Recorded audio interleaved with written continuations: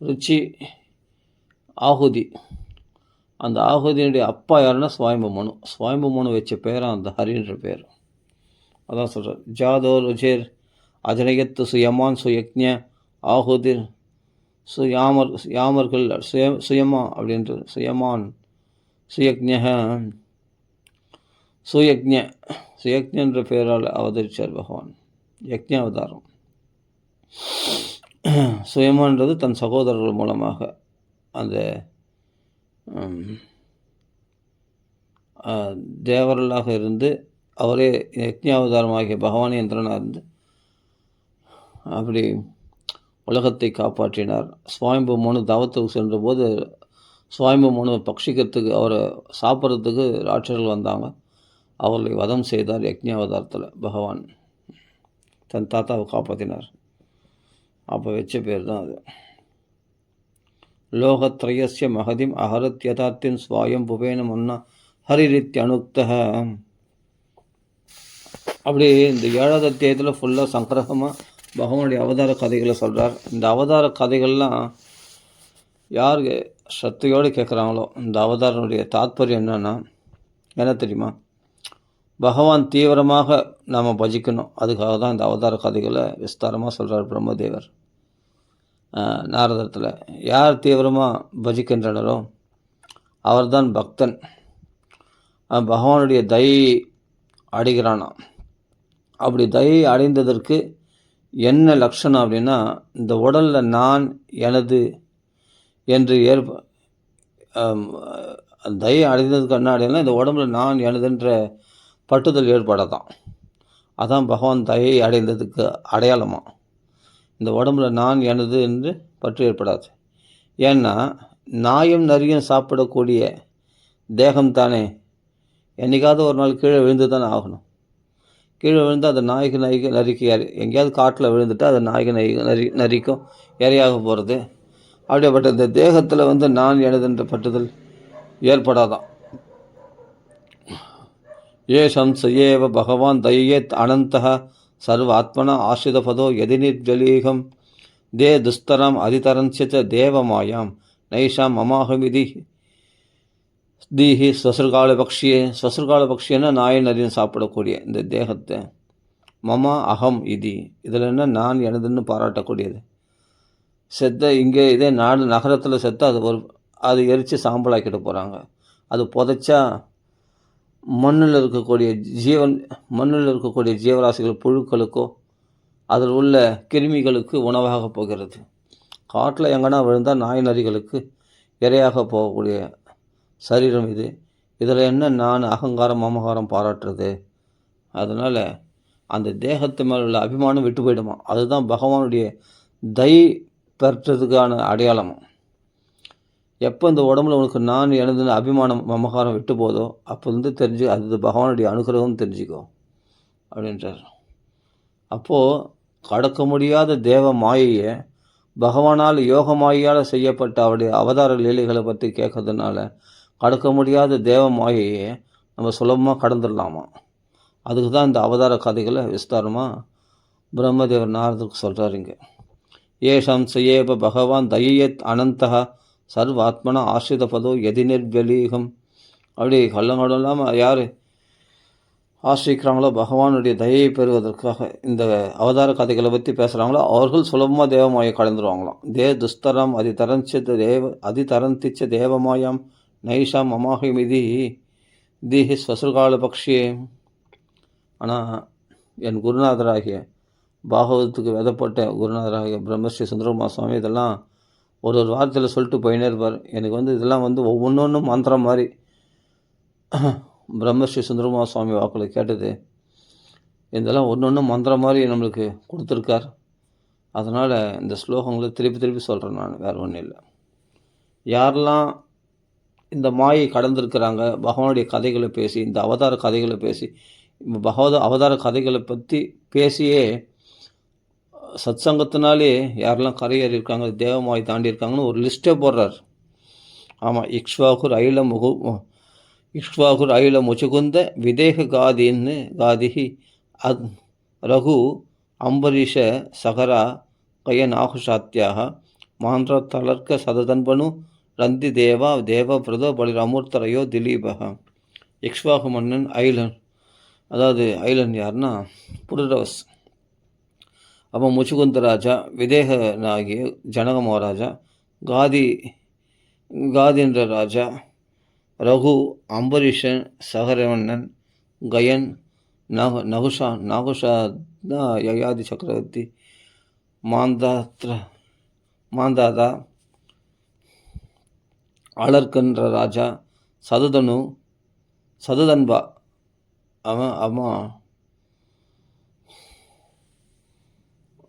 சதுதன்பனு, ரந்தி தேவர், தேவபிரதர், அப்புறம் பலி சக்கரவர்த்தி, அமூர்த்தரையர், திலீபர், சௌபரி, உதங்கர், சிபி, தேவலர், பிப்பலாதர், சாரஸ்வத, உத்தவ, பராசர, பூரிஷேனர், அந்நிய விபீஷண, ஹனுமத்து, உபேந்திர தத்தர். விபீஷணன் தாண்டியிருக்கார், ஹனுமன் தாண்டியிருக்கார், உபேந்திர தத்தர் தாண்டியிருக்கார், பார்த்தா அப்படியேப்பட்ட பாண்டவர்கள் தாண்டியிருக்காங்க.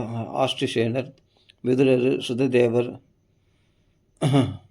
முதலானவர்கள்லாம் இந்த மாயினுடைய ஏமாற்றுதலை தெரிந்து, அதனுடைய அந்த மாயை என்னென்னலாம் எந்த சமயத்தில் எப்படி எப்படிலாம் ஏமாற்றோம், அதே சமயத்த மாயினுடைய தந்திரத்தை அறிந்தவர்களாக இருந்தாங்களாம் அவங்களாம். வை விதந்தி அதிதரஞ்சு தேவமாயம். அதை மாயினுடைய வைபவத்தை தெரிந்தவர்களாக மட்டும் இல்லாமல் அந்த மாயையை கடந்தவர்களாக இருந்தாரலாம். எதனால்னா பகவானுடைய பெருமைகளை மகான்கள் வாக்கில் கேட்டதிலிருந்தே. இவர்கள் மட்டும் இல்லை, இன்னும் ஸ்திரீகள், சூத்திரர்கள், கீழ்நிலையில் இருக்கக்கூடிய ஹூணர்கள், அசபரர்கள் முதலான பாபஜீவர்கள்லாம், மற்ற பாபஜீவ ராசிகள்லாம் கூட இந்த மகான்கள் வாக்களை தெரிந்து கொண்டு அந்த மாயை கடந்திருக்கிறார்கள். அப்படிப்பட்டது பகவானுடைய லீலைகளானது அப்படின்னு இந்த அர்த்தத்தை சொல்கிறார். தேவை விதந்தி அதிதரஞ்ச தேவமாயாம் ஸ்திரீ சூத்திர ஹூண சபரா அவி பாபஜீவாக யத்யத்புத கிரமபராயண சீலசிக்ஷா ஸ்திரியக்ஷனா அவிகிமு சுததாரணாயே. அதனால் மகான்களுடைய அந்த நன்னடத்தைகள், மகான்களுடைய சேவையினால், மகானுடைய அனுகிரகத்தினால் இவைகள்லாம் தெரிந்து கொண்டு பகவானுடைய மாயை வைபவங்கள்லாம் அந்த அவதாரங்களையெல்லாம் தெரிந்து கொண்டு சீல சிக்ஷாக, அதனால் தாங்கள் நன்னடத்தை உடையவர்களாக மாறி அந்த பரம் பாகவதர்களாக சுலபமாக இந்த தேவமாயை ஜெயித்திருக்கிறார்கள். யாருன்னா ஸ்திரீகள், சூத்திரர்கள், கோபிகள்லாம் ஜெயிக்கலையா பகவானுடைய மாயை? ஸ்திரீகள் தானே. சூத்திரர்களாக சூத்திரஸ்த குலத்தில் பிறந்த அப்படியேப்பட்ட விதுரர்லாம் ஜெயிக்கலையா பகவானுடைய மாயை? துஜபந்துக்களாகிய அப்படியேப்பட்ட அஜாமலர் முதலானவர்கள்லாம் பகவானுடைய ரகசியத்தை, அந்த பாகவ தர்மத்தை தெரிந்து கொண்டு சுலபமாக தேவமாயை ஜெயிச்சிருக்கிறாங்களே. எவ்வளோ பேர் உதாரணம் சொல்லலாம். அப்படியேப்பட்ட பாப ஜீவராசிகளாகிய அப்படியேப்பட்ட கஜேந்திரன் முதலானவர்கள்லாம் கூட பாப பிறவி எடுத்து அப்படியேப்பட்ட ஜடாயு முதலானவர்கள்லாம் அந்த மாயை கடந்திருக்கிறார்கள். ஹனுமான், உபேந்திரதத்தர், விபீஷணன் முதலானவர், ராட்சச பிறவியில் பிறந்தவர்கள் எத்தனையோ பேர் இந்த பகவானுடைய ஆசைச்சு, பகவான் எது உபாசை ஆசையாக பக்தர்கள் ஆசைச்சதுனாலே அவர்களெல்லாம் பகவானை அடைந்திருக்கிறார்கள் என்று. அப்படிப்பட்டது இந்த பகவானுடைய அவதார லீலைகளினுடைய மகிமை அப்படி சொல்கிறார் இந்த அத்தியாயத்தில். ரொம்ப விசேஷம். அடுத்தது ஏதோ இதுவே சுருக்குன்றாரு. அவதார லீலைகளை விஸ்தாரமாக பிரம்மதேவர் நாரதர் சொல்லியிருக்கார் இந்த அத்தியாயத்தில். இதுவே சுருக்குன்னு சொல்கிறார். சங்கரகம் அப்படின்றார். அவருக்கு 26 ஸ்லோகம், எட்டாவது அத்தியாயத்தில் பார்த்தா 26 ஸ்லோகங்களால் பரிசுத்த மகாராஜன் சுகாச்சார கேள்வி கேட்குறார். அதாவது நீங்கள் கதை சொல்லும்பொழுது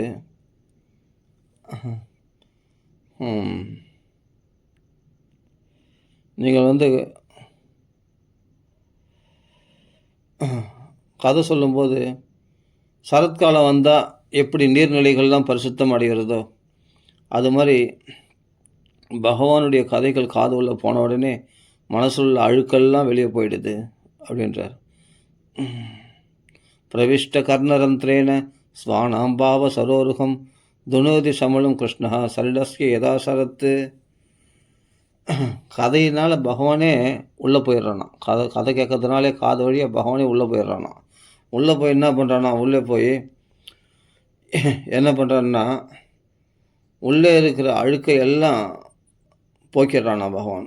எப்படின்னா, சரத்காலம் வந்தால் நீர்நிலைகள்லாம், அதாவது குளம் கொட்டையெல்லாம் எப்படி தெளிவடையுதோ அது மாதிரி நம்ம மனசை பரிசுத்தமாக்கிறானா பகவான். அழுக்கெல்லாம் அடித்து தள்ளிடுறானா பகவான்.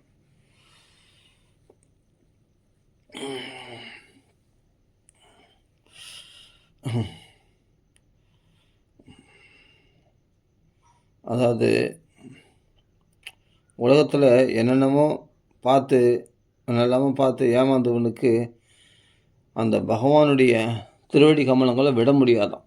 உலகத்தில் பல விஷயங்களை பார்த்து ஏமாந்து போய் இதில் சௌக்கியம் இருக்குது அதில் சௌக்கியம் இருக்குன்னு எங்கெங்கே போய் ஏமாந்தவனுக்கு அவனும் எப்படி தன் ஊரெல்லாம் அலைஞ்சிட்டு தன் சொந்த வீட்டுக்கு வந்தால் அப்பாடான்னு அக்கடான்னு கை காலை வீசி படுக்கிறானோ நிம்மதியாக. அவன் தன் சொந்த வீட்டுக்கு வந்தால் எவ்வளோ நிம்மதி கிடைக்குமோ. வெளியில் எல்லாத்துலேயும் கம்ஃபர்டபுளாக இருக்காது. எங்கே தான் நீ தீர்த்த யாத்திரை போ, க்ஷேத்திர யாத்திரை போ, ஆனாலும் எங்கேயுமே ஒன்று கம்ஃபர்டபுளாக இருக்காது. ஏதாவது ஒரு குறை இருக்கும். ஆனால் நம்ம சொந்த வீட்டுக்கு வந்தால் அது நம்ம எவ்வளோ சுதந்திரமாக இருக்கும், ஆனந்தமாக. அது மாதிரி இருக்கமா பகவான் திருவடி ஆசிரியச்சவங்களுக்கு. அதுதான் இங்கே சொல்கிறார். தௌதாத்மா புருஷ கிருஷ்ண பாதமூலம் ந முஞ்சதி முக்த சர்வ பரிக்லேஷ பாந்தஸ்ப சரணம் யதா. சொந்த வீட்டுக்கு வந்தால் எப்படி சந்தோஷமாக திருப்தி அடைவானோ அதுபோல் பகவான் திருவடி கமலங்களில் முக்த சர்வ பரிக்லேஷா, எல்லா விதமான துன்பங்களும் ஒழிஞ்சி அந்த பகவான் திருவடிகள் ஆசிரித்த பிறகு அந்த பகவான் திருவடிகள் ஆசிரித்த பிறகு கிடைக்கக்கூடிய அந்த சௌக்கியத்தில் நினச்சி நின்ட்டான்னா எல்லா கிளேசங்களும் அவனுக்கு பறந்து போயிடும் இல்லையா. இனிமேல் இந்த திருவடி கமலங்கள் தவிர வேறு கதி கிடையாது. ஹரே கிருஷ்ணா பகவான் நாமத்தை தவிர நம்மளுக்கு வேறு கதி கிடையாது, பாகவத் தவிர வேறு கதி கிடையாது அப்படின்னு திடமாக கெட்டியாக பிடிச்சிப்பானான் பகவான் திருவடி கமலங்களில். அப்படிப்பட்டது பகவானுடைய பக்தி.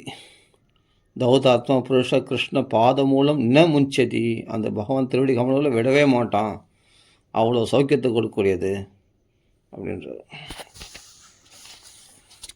எப்படி ஊரெல்லாம் அழிஞ்சிட்டு தன் வீட்டுக்கு வந்தால் அந்த வீட்டை விட மாட்டானோ அது மாதிரி பிடிச்சி போனான் அப்படிலாம் சொல்கிறார். அப்போ 26 கேள்விகள் கேட்குறார். என்னென்ன கேள்வியெல்லாம் கேட்டாருன்னு ஒரு சுருக்கமாக பிரம்மஸ்ரீ சுந்தரமா சுவாமி சொல்கிறாரு. அந்த பகவானுடைய லீலைகள், அவர் பண்ண அவதாரங்கள், அவர் செய்த காரியங்கள், அவருடைய பிரபாவம், அவருடைய அனுகூலமான பக்தருடைய சரித்திரம், ரிஷிகள் மனுக்கள் சரித்திரம், காலம், மண்மந்திரங்களுடைய சரித்திரம், பல தேசங்களில் இருக்கக்கூடிய மனுக்கள், இது பகவானுடைய மூர்த்திகள், இப்படி பலவிதமான விஷயத்தை எங்களுக்கு சொல்லணும் அப்படின்ட்டு கேட்டுக்கொள்கிறார் பரிசுத்த மகாராஜா சுகாச்சாரியத்தில். பகவானுடைய அனுகிரகத்துக்கு பாத்திரமான பக்தருடைய சரித்திரம் இதெல்லாம் சொல்லணுன்ட்டு கேட்டுக்கிறார். அவர் சொல்ல போகிறார் சுகாச்சாரியர்.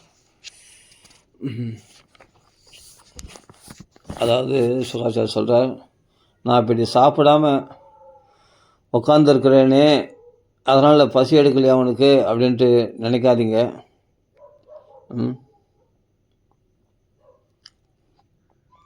அதனால் நான் இப்படி சாப்பிடாம உட்காந்துருக்கேனே என் உயிருக்கு ஆபத்து வந்துடும் அப்படின்னு நினைக்காதீங்க. பிராமண சாபத்தால் தான் எனக்கு ஆபத்து வருமே ஒழிய பசி தாகத்தினால் எனக்கு ஆபத்து, என் உயிர் போகாது.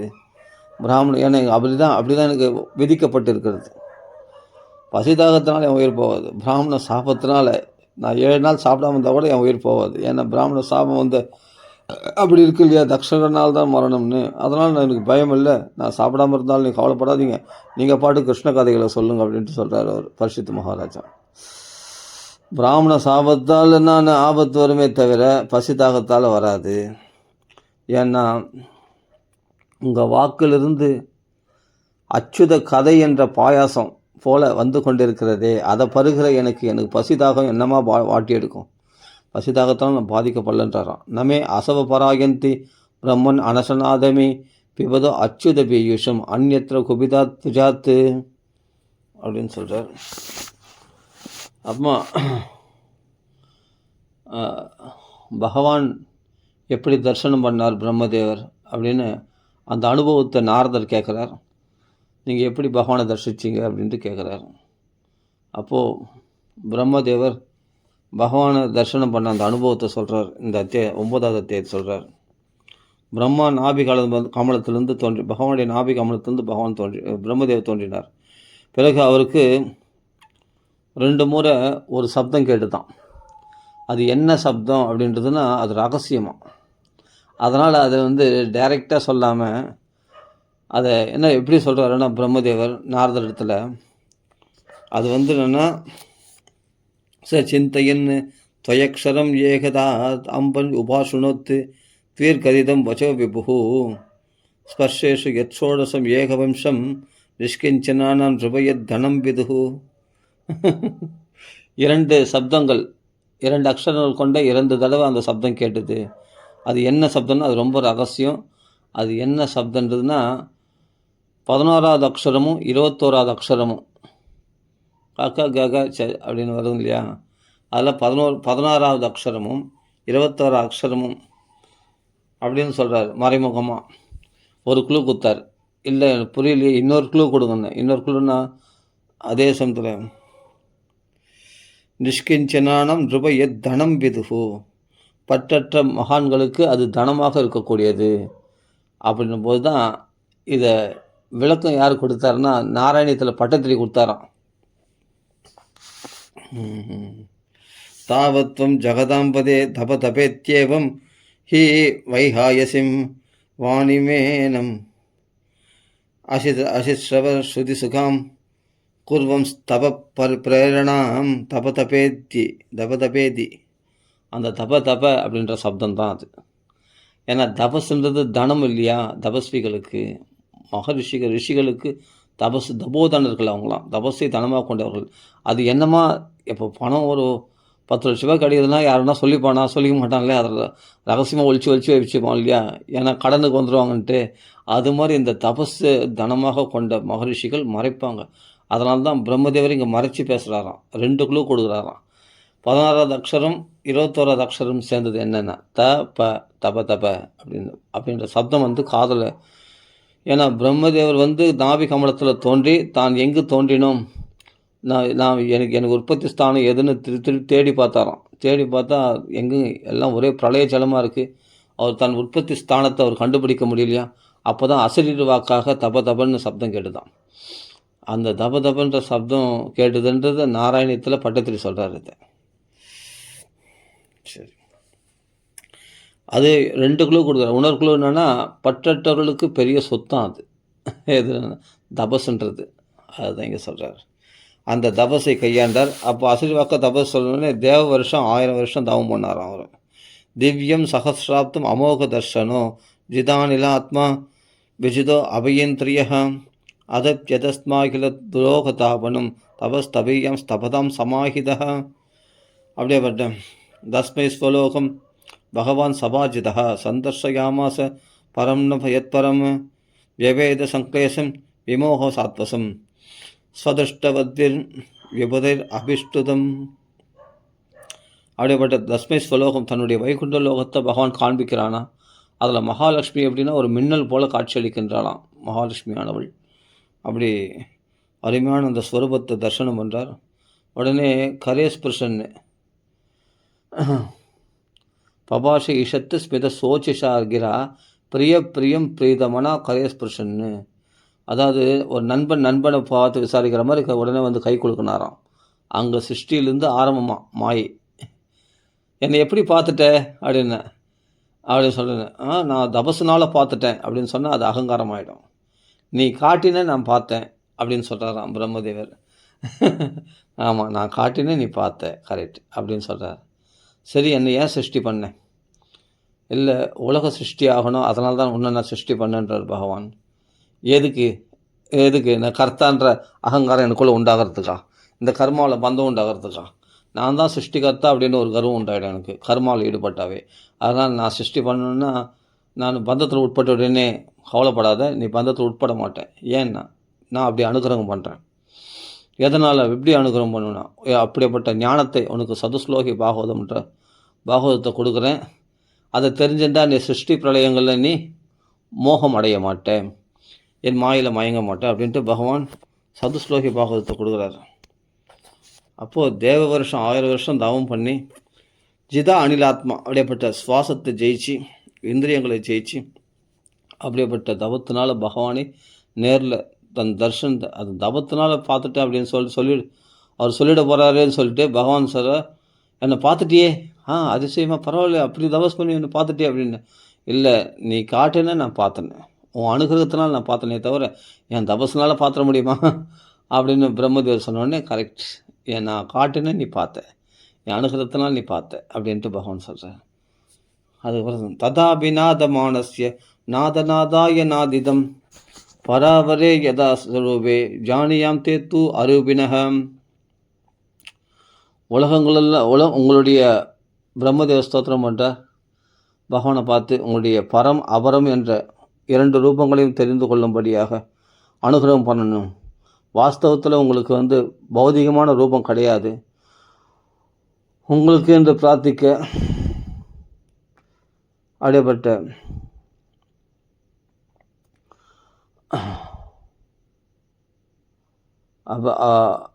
உங்களுக்குன்னு பிறவி கிடையாது. அதனால் உங்களுக்கு பரம் அபரம் என்ற 2 ரூபங்கள், அது ஒரு உபச்சாரமாக சொல்லப்பட்ட அந்த பரம் அபரம், அந்த 2 ரூபங்களை பற்றி நீங்கள் எனக்கு சொல்லணும் அப்படின்ட்டு பிரார்த்தனை பண்ணுறார் பிரம்மதேவர். ததாபிநாதமானஸ்ய நாதநாதாய நாதிதம் பராபரே யதா ரூபே ஜானியாம் தே தூ அரூபினகம். அவர் தான் சதுஸ்லோகி பாகவதம் உபதேசம் பண்ணுறார் பகவான் ஸ்ரீ பகவான். அது சதுஸ்லோகி பாகவதம் இதுக்கு வியாக்கியானம் பார்த்தா ரொம்ப விஸ்தாரமாக இருக்கும். நம்ம சுருக்கமாக பார்த்துட்டு போகலாம்.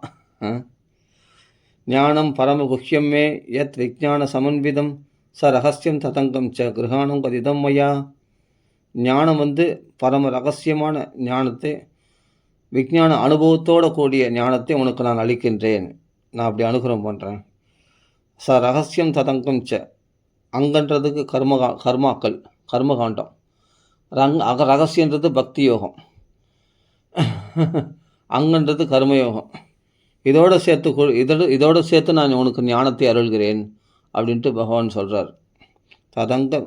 ரகசியம் பக்தின்றதே ரொம்ப ரகசியமானதான். ச ரகசியம் ததங்கம் ச கிரகாணம் கதிதம் மயாம் யாவானகம் யதாபாவோ யத் ரூப குணகர்மகம்.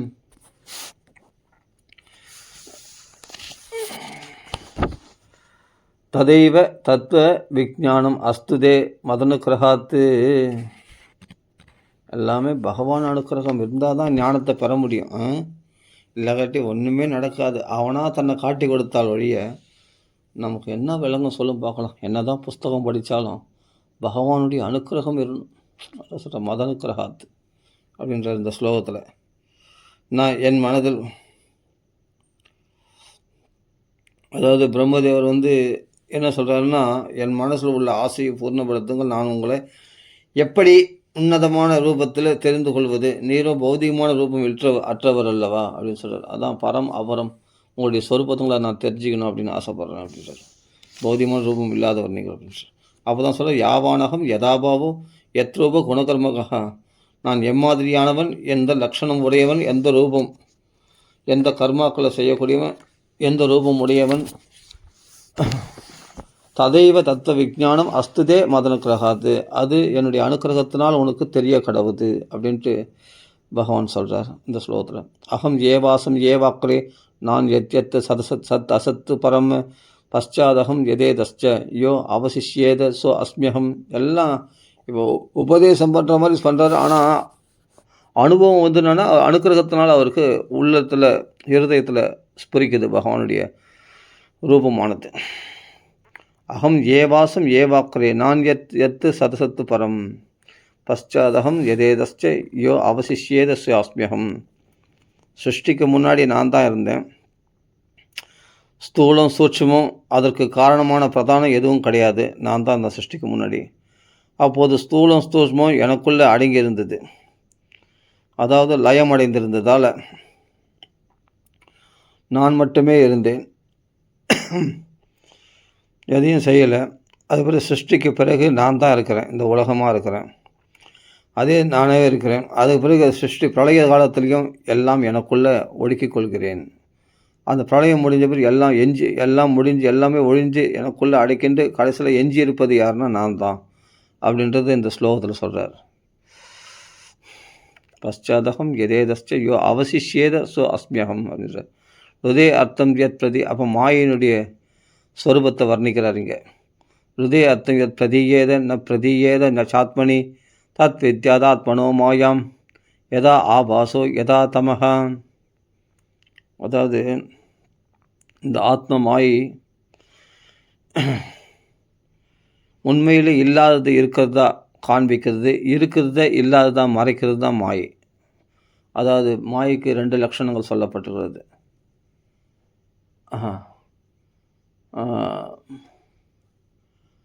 யதாபாஸ் யதாதம, அதாவது டக்குன்னு ஞாபகம். ஆவரண சக்தி, விக்ஷேபண சக்தின்னு 2 சக்தி இருக்குது மாயைக்கு. ஆவரண சக்தினா மறைக்கிறதுன்னு அர்த்தம். இருக்கிற பரம்பொருளை மறைச்சி இருக்கிற பரம்பொருளை மறைக்கிறது தான் ஆவரண சக்தி. விக்ஷேப சக்தினா இல்லாத உலகத்தை இருக்கிற மாதிரி காட்டுறது, இந்த பிரபஞ்சத்தை. இதுதான் மாயினுடைய லட்சணங்கள் சொல்லப்படுகிறது. அதான் சொல்கிறார், ஹிருதய அர்த்தம் யத் பிரதீயேத ந பிரதீயேத சாத்மனி தத் வித்யாத் ஆத்மனோ மாயாம் யதா ஆபாசோ யதா தமகா. தோன்றாது தோற்றத்தில் வந்திருக்கிறதாக காட்சியளிக்கிறது எல்லாமே மாயை. தோன்றாமல் மறைஞ்சிருக்கிறது எதுவோ அதுதான் சத்தியம். அதுதான் மாயினுடைய வேலையே இதுதான் அப்படின்னு சொல்கிறார். அடுத்தது யதா மகாந்தி பூதானி, எல்லாம் உபனிஷத்து பாகங்கள், எல்லாம் வேதங்கள் உபனிஷத்து பாகங்களே இங்கே அப்படியே போட்டிருக்கார் சூப்பராக. யதா மகாந்தி பூதானி பூதேஷ்வச்சாவும் அசேஷ்வனு பிரவிஷ்டான் அப்பிரவிஷ்டானி ததா தேசுன தேஷ்வகம். உண்மையிலே பகவான் இந்த உலகத்தில் பிரவேசிக்கலை. பஞ்சபூதங்களால் ஆனது தான் இந்த பிரபஞ்சம், உலகம் முழுவதும். அந்த பஞ்சபூதங்களை ஒன்றாக இணைச்சி தான் இந்த உலகங்களை படைத்தார். அப்போது பஞ்சபூதங்களுக்குள்ளே பிரவேசித்தாரா அப்படின்னா, தங்கம் குண்டலத்துக்குள்ளே பிரவேசித்த மாதிரி. தங்கம் எப்போ குண்டலத்துக்குள்ளே பிரவேசிச்சது? தங்கத்தினுடைய வடிவமே தான் குண்டலம். அது குண்டலம் வளையமாக பல ரூபங்களாக மாறியிருக்கு. அதே மாதிரி தான் அந்த உலகங்களில் பல விகாரங்களாக பகவான் மாறியிருக்கான். பஞ்சபூதங்கள் ஆயிருக்கான். பஞ்சபூதங்கள் ஒன்று கலவையினால் இந்த உலகங்களாக பிரகாசிக்கிறான் பகவான், பல ரூபங்களாக பிரகாசிக்கிறான் அப்படின்னு புரிஞ்சுக்கணுமா. இப்போது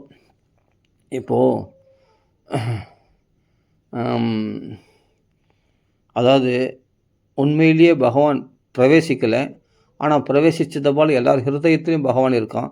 எல்லா விதைகளுக்குள்ளே எப்படி ஒரு மரம் இருக்கிறதோ, ஆனால் அந்த விதையில் மரம் எப்போ பிரவேசிச்சுது? ஆனால் அந்த விதையை போட்டால் மரம் விளையிறது அப்படின்னா அதுக்குள்ளே மரம் இருக்குது, சூட்சமாக இருக்குது. ஆனால் விதையை போட்டோடனே அது பெரிய மாமரமாக அரச மரமாக வருது, சின்ன விதைக்குள்ளே இருக்குது. அது மாதிரி எல்லாருக்குள்ளும் ஏற்கனவே இருக்கிறான் பகவான். ஆனால் பிரவேசித்த மாதிரி அதுலேருந்து எப்போ பிரவேசித்தான், எப்போ இது பண்ணான்னு சொல்ல முடியாது. ஏன்னா அவனாகவே இந்த உலகமெல்லாம் இருக்கிறதுனால அப்பிரவிஷ்டான், அவன் பிரவேசிக்கலை, ஆனால் பிரவேசித்ததை போல் இருக்குது. எல்லாருக்குள்ளும் பகவான் வாசம் பண்ணுறான். எப்படி கட்டைக்குள்ளே நெருப்பு எப்போ பிரவேசிச்சுது? ஆனால் அது நெருப்பு இருக்குதா தெரியலையே, கட்டை தானே தெரியுது. கட்டையை உராசியும் போது இந்த அரணி கடைஞ்சி அக்னி எடுக்கிற மாதிரி அதுக்குள்ளே அக்னி பிரகாசிக்குதா இல்லையா? அப்போ அக்னி எப்போ உள்ளே போச்சு அந்த கட்டைக்குள்ளே? சொல்ல முடியுமா? சொல்ல முடியாது. அதான் அப்பிரவிஷ்டான் பிரவிஷ்டானி. அப்போ இந்த உலகங்களுக்குள்ளே ஏற்கனவே இருக்கிற பகவான் தான். ஏன்னா அவனால் தான் இந்த உலகமாக மாறியிருக்கு, பஞ்சபூதங்கள். அப்போ கட்டைக்குள்ளே அக்னி பிரவேசித்த மாதிரி பகவான் இந்த உலகத்துக்குள்ளே பிரவேசிச்சிருக்கிறான் அப்படின்னு புரிஞ்சுக்கணுமா. அப்படி சொல்கிறார். பிரவிஷ்டான் அப்பிரவிஷ்டானே ததா தேஷு நதேஷ்வகம் அப்படின்றார். ஏதாவதேவ ஜிக்ஞாசியம் தத்துவ ஜிக்ஞாசுனா ஆத்மனः அன்வய வதிரேகாப்யாம் யத் ஸ்யாத் சர்வத்திர சர்வதாம்.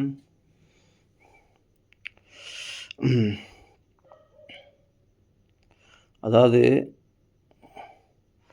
பிரம்மமாக பகவான் எஞ்சியிருக்கிறனால பிரளய காலத்தில் எஞ்சியிருப்பது அவன் தான் சொல்கிறேன்.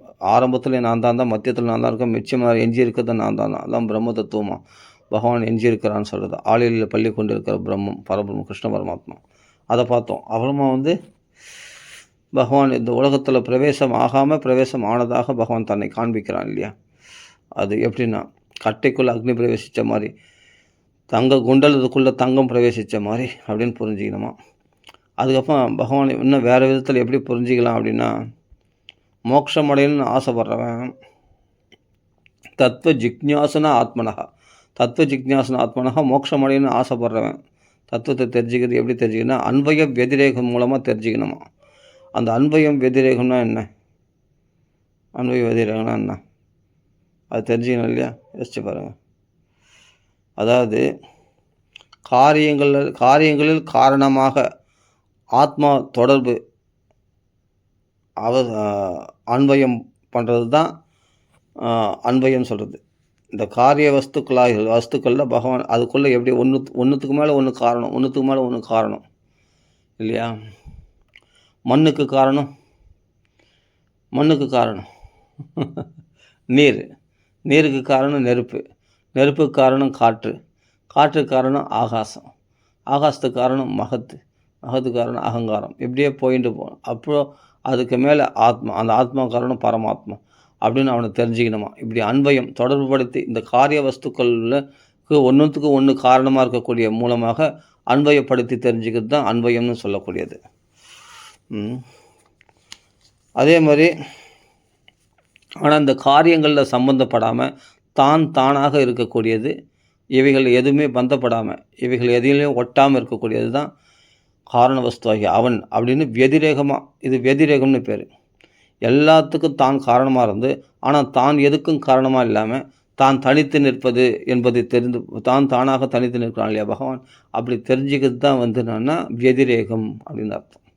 இப்படி அன்வய வெதிரேகாப்பியாம் எத்து சியாத்து சர்வத்திர சர்வதா, இதுதான் எல்லா இடத்துலையும் எப்பொழுதும் இருக்கிறது அப்படின்னு தெரிஞ்சுக்கிறது தான் ஞானமா. அப்படியே சொல்கிறாருன்னு அப்படியே அது ஸ்லோகத்தை மட்டும் அர்த்தம் அப்படியே சொல்லிட்டு வரேன். இப்படி தான் பிரம்மஸ்ரீ சுந்தரமா சுவாமி இவ்வளோ அது கூட ரொம்ப இல்லை, இதெல்லாம் ஷார்ட்டாக ஃபாஸ்ட்டாக சொல்லிட்டு போயினே இருப்பார். ஏதோ எனக்கு தெரிஞ்ச வரைக்கும் சொல்லிட்டேன், அவ்வளோதான். இப்படி ஏதாவதேவ ஜிக்ஞாசியம், இது யார் தெரிஞ்சுக்கிறாங்களோ அவர்கள் மோட்சத்தை அடைகிறார்கள் அப்படின்றார். ஏதாவதேவ ஜிக்ஞாசியம் தத்துவ ஜிக்ஞாசன் ஆத்மனः அன்வய வெதிரேகாப்பியம் யஸ்யாத் சர்வத்திர சர்வதா ஏதன்மதம் சமாதிஷ்ட பரமேண சமாதினா பவான் கல்ப விகல்பேஷுன விமுஹ்யதி கர்க்கிச்சித்து. இந்த 4 ஸ்லோகம் சதுஸ்லோகி பாகவதம்னு சொல்லக்கூடியது. ஃபஸ்ட்டு அவதாரிகை ததங்கம் ச ரகசியம்னு சொல்ல அவதாரிகை, அது 2 ஸ்லோகத்தில் சொல்லிவிட்டு ஒரு ஸ்லோகத்தில் சொல்லிவிட்டு அகம் ஏவாசம் ஏவாக்குறன்றதை ஆரம்பித்து அதுக்கு பிறகு ஏதாவதேவ ஜிக்ஞாசியம்னு சொல்லக்கூடிய அந்த ஸ்லோகத்தோட 4 ஸ்லோகம். இந்த 4 ஸ்லோகங்களை சங்கிரகமாக சதுஸ்லோகி பாகவதம் பிரம்மதேவர் நாரதருக்கு உபதேசிக்கக்கூடிய சதுஸ்லோகி பாகவதம் இதோட முடியுது. இதை யார் சமாதி நிலையில் நீ என்னை நோக்கி தவம் பண்ணலையே அந்த சமாதியில் நீ உட்காந்தனாவே உனக்குள்ளே என்னுடைய அனுகிரகத்தினால் இந்த ஞானம் உனக்குள்ளே பிரகாசிக்க ஆரம்பிச்சிடும். அந்த தத்துவ ஞானத்தை நீ அடைந்து விட்டால் அதற்கு பிறகு சிருஷ்டி பிரளயத்தில் கூட நீ மோகம் அடைய மாட்டேன். நான் கர்த்தா, நான் படைக்கும் கர்த்தா, எல்லாம் என்னால் தான், எல்லாம் என் தலைமையில் தான் ஓடுதுன்னு சொல்கிறேன் இல்லையா ஒரு குடும்பஸ்தன், என் தலைமையில் தான் குடும்பம் ஓடுது, அந்த அகங்காரம் மமகாரம் ஏற்படாதான். உலகமே அழிஞ்சாலும் உனக்கு என்னுடைய அனுகிரகத்தினால் இந்த நினைவு அழியாது, இந்த தத்துவமானது உன்னை விட்டு விலகாது, அப்படி அனுகிரகம் பண்ணுறேன்னு சொல்லிட்டு அந்த பிரம்மதேவர் அப்படி தான். அதனால தான் முதல் பாகவதர் பிரம்மதேவர் அவருக்கு தான் இந்த ஞானத்தை கொடுத்தாராம், இந்த வேத ஞானத்தை, இந்த ரகசிய சதுஸ்லோகி பாகவதத்தை உபதேசம் பண்ணாராம். அதுதான் இங்கே சொல்கிறார். ஏதன் மதம் சமாதிஷ்ட, இந்த என்னுடைய கட்டளையை நீ அனுசரித்து நீ செயல்பட்டாயானால் பரமேன சமாதினா பகவான் கல்ப விகல்பேஷு நான் விமுக்கியதி கற்கிச்சித்து, ஒரு பொழுதும் நீ பிரளய சிருஷ்டியில் கூட நீ மோகம் அடைய மாட்டேன். நான் பிரளயம் சிருஷ்டி பிரளயம்னு என்ன அர்த்தம்? நம்ம பிறக்கிறோம், பிரளயம்ன்றது இறக்குறோம், அது மாதிரி இந்த பிறப்பிறப்பில் நீ பாதிக்கப்பட மாட்டேன்னு அர்த்தம். அதுதான் உலகங்களே படைத்து காத்து அழிக்கப்படும் போது நீ பாதிக்கப்பட மாட்டேன் அப்படின்னு பிரம்மதேவருக்கு உபதேசம் பண்ணுறார் நாராயணன். இதோட நிற்கலை. அது இதை நாரதருக்கு யார் சொல்கிறது? பிரம்மதேவர் சொல்கிறார் இந்த சதுஸ்லோகி பாகவதம். சொல்லிவிட்டு என்ன சொல்கிறார்? இதை நான் சொன்னதுனால் உனக்கு சுருக்கமாக சொன்னதுனால் அது சுருக்கமாக சொல்லிடாத, நீ மற்றவங்களுக்கு சொல்லும்பொழுது மக்களுக்கு இந்த பாகவதத்தை விஸ்தாரமாக சொல்லு. இந்த சதுஸ்லோகி பாகவதம் 4 ஸ்லோகத்தில் நான் உனக்கு சொல்லிட்டு 4 ஸ்லோகத்தை சொல்கிறாத, இதை நீ விஸ்தாரப்படுத்தி சொல்லு. இதம் பாகவதம் நாம என்மே பகவதோதிதம் பகவானால் உபதேசிக்கப்பட்ட. ஃபஸ்ட்டு என்ன சொன்னார்? அவதார கதைகளை சொன்னார். அப்புறம் சதுஸ்லோகி பாகவதம் சொன்னார். இவைகள்லாம் நான் சுருக்கமாக சொன்னால் சுருக்கமாக சொல்லிடாத, நீ உலகத்துக்கு இதை விஸ்தாரப்படுத்தி சொல்லு அப்படின்னு சொல்கிறார். இதம் பாகவதம் நாம என்மே பகவதோதிதம் சங்கரஹோ அகம் விபூதினாம் துவமேதத் விபுலி குரு. எப்படி சொல்லணும்னா எப்படி சொன்னால் மக்களுக்கு பக்தி உண்டாகுமோ அது மாதிரி சொல்லு. நீ சங்கல்பிச்சனா, நாரதர் சங்கல்பிச்சாருன்னா மற்றவங்களுக்கு பக்தி உண்டாகுனா உடனே பக்தி உண்டாயிடும். அப்படி உன்னுடைய சங்கல்பம் நிறைவேறும். அதனால் நாரதா இந்த பாகவதத்தை விஸ்தாரப்படுத்தி சொல்லு, அதே மாதிரி மற்றவங்களுக்கு பக்தி உண்டாகிற மாதிரி சொல்லு அப்படின்றார். யதா ஹரோ பகவதி நృணம் பக்திர் பவிஷ்யதி சர்வாத்மனி அகிலாதாரே இது சங்கல்பிய வர்ணைய. இந்த சங்கல்பத்தோடு நீ வர்ணிக்கணும். ஏன்னா இந்த பகவானால் செய்யப்படக்கூடிய அவதார லீலைகள், சிருஷ்டி ஸ்திதி பிரளயங்கள் போன்ற இதெல்லாம் மாயையால் செய்யக்கூடிய விஷயங்கள் தான். ஆனால் பகவானால் செய்யக்கூடிய இந்த மாயாகாரமான விஷயங்களை யார் கேட்குறாங்களோ அவர்கள் உலக மாயை கடந்து விடுவார்கள் அப்படின்னு தெரிஞ்சுக்கோ. அதனால் மக்களுக்கு பிரயோஜனமாக இருக்குமே இந்த அவதார லீலைகள், தன் யோக மாயால் செய்யக்கூடிய இந்த அவதார லீலைகள், படைத்து காத்து அழிக்கிறது உள்ள அவதார லீலைகள் போன்ற மாயால் செய்யக்கூடிய இந்த சிருஷ்டி காரியங்கள் போன்ற அவதார லீலைகள், இவைகள்லாம் மக்கள் கேட்டால் மாயை கடந்து விடுவார்கள். அதனால் இது விஸ்தாரப்படுத்தி சொல்லு அப்படின்ட்டு பிரம்மதேவர் நாரதுக்கு உபதேசம் பண்ணுறார். மாயாம் வர்ணயதோ அமுஷ்ய ஈஸ்வரஸ்ய அனுமோதத்தः சுண்பத சத்தியா நித்தியம் மாயா ஆத்மா ந முக்கியதி. யார் நம்பிக்கையோடு இந்த அவதார லீலைகளையும் சிருஷ்டி ஸ்திதி பிரளயம் பகவான் பண்ண மற்ற மனு முதல அவதாரங்களோ அதே போல் சிருஷ்டி ஸ்திதி பிரளயங்கள் போன்ற சிருஷ்டி விஷயமான லீலைகளையோ நம்பிக்கையோடு கேட்கிறார்களோ அவர்கள் மாயையில் மயங்க மாட்டாங்க அப்படின்றார். மாயா ஆத்மா ந முக்கியதி அப்படின்றார். இதற்கு பிறகு மற்ற புராணங்களுக்கெல்லாம் 5 லட்சணங்கள் தான். ஆனால் பாகவத புராணத்துக்கு மட்டும் 10 லட்சணங்கள் சொல்லப்படுகிறது. அது என்ன அப்படின்னா,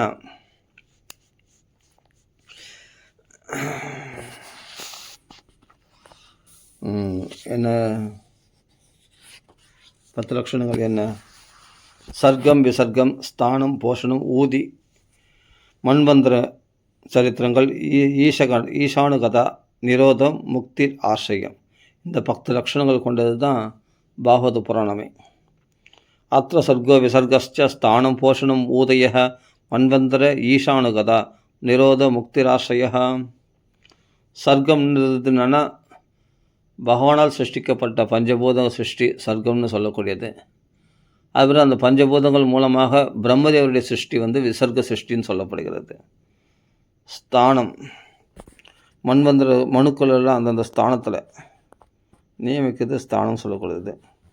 அது மூலமாக பகவான் போஷிக்கிறது போஷணங்கள். பகவான் ரக்ஷணம் பண்ணுறது பக்தரில், அதெல்லாம் போஷணம்னு சொல்லக்கூடியது.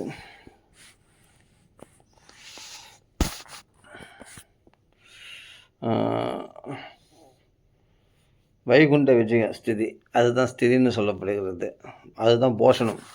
பகவான் அவதாரம் பண்ணி பல பக்தர்களை போஷிக்கிறது தான் போஷணம் சொல்லக்கூடியது. ஸ்திதி வைகுண்ட விஜய போஷணம் ததனுக்கிரக அப்படின்னு இருக்குது. மன்வந்தராணி சத்தர்மக ஊதக கர்ம வாசனக.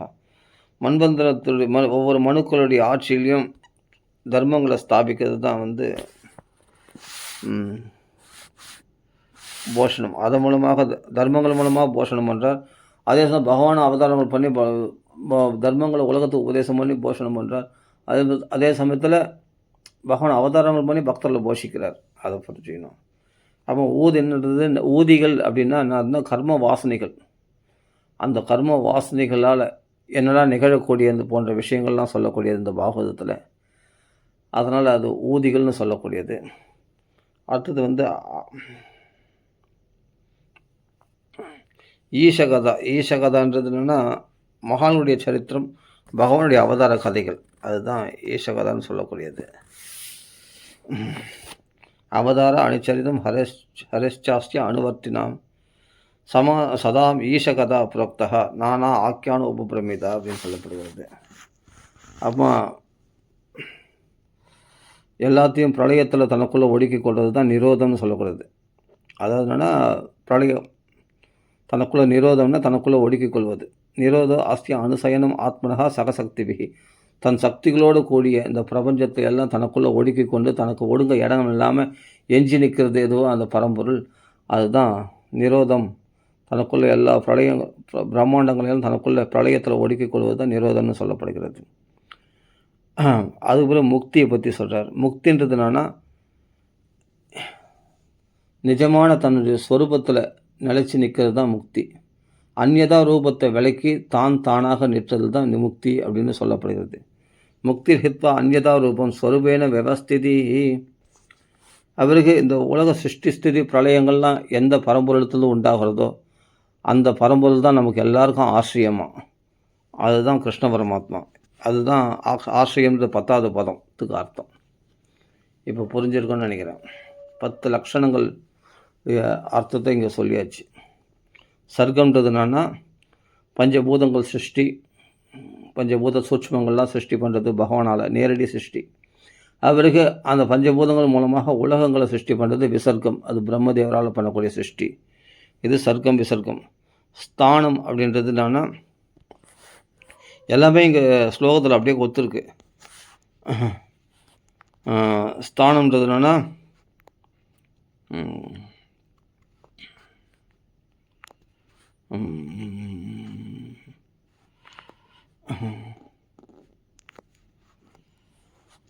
அந்தந்த பிரம்மதேவர் முதல்ல எல்லாரையும் அந்தந்த ஸ்தானத்தில் ஸ்தாபிக்கிறது தான் அந்த ஸ்தானம்னு சொல்லப்படுகிறது.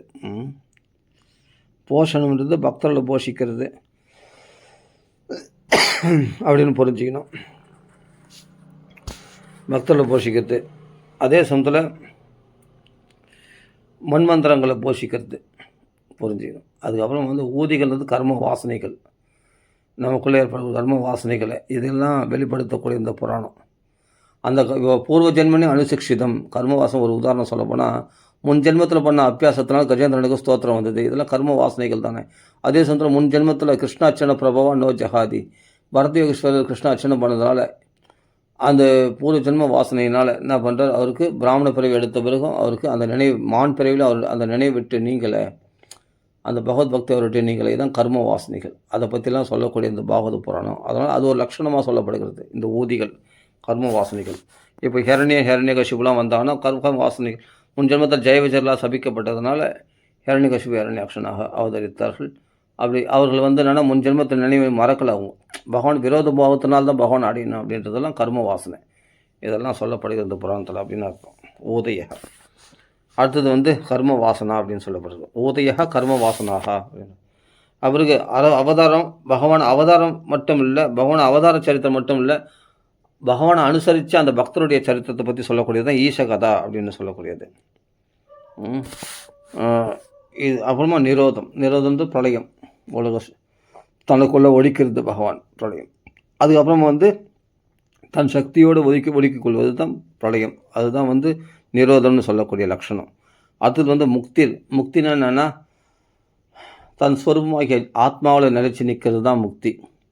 அந்நியதாக இருக்கக்கூடிய ஆத்மாவுக்கு அந்நியமாக இருக்கக்கூடிய தேகம் மனசு எல்லாம் மனம் புத்தி அகங்காரம் பஞ்சபூதங்கள் நான் இல்லை அப்படின்னு விலகி தான் ஆத்மாவாக நிலைச்சி நிற்கிறது தான் முக்தி. முக்தி ஹித்வா அந்நியதா ரூபம் விலகி நிற்கிறது தான் முக்தி. அதை பற்றி சொல்லக்கூடியது தான் அந்த பாகவத்தில். அது ஒரு லட்சணமாக சொல்லப்படுகிறது. 9வது லட்சணம்.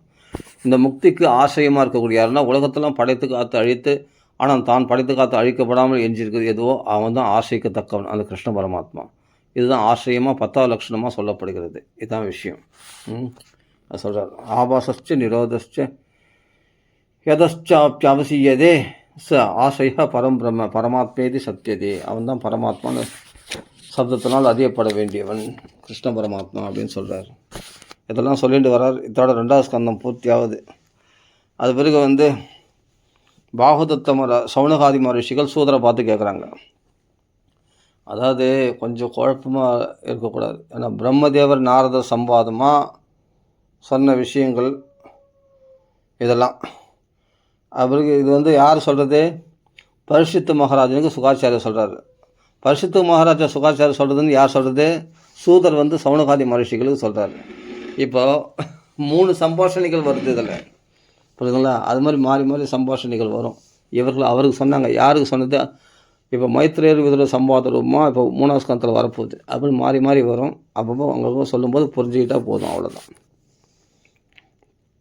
யதா சௌனக மகரிஷி இப்போது சூதரை கேட்குறார் நைமிஷாரண்ய வனத்தில். யதாஹனோ பவான் சூத சத்தா பாகோதத்தமஹா சசார தீர்த்தானி புவஸ்தக்வா பந்தும் சுதஸ்டஜான்.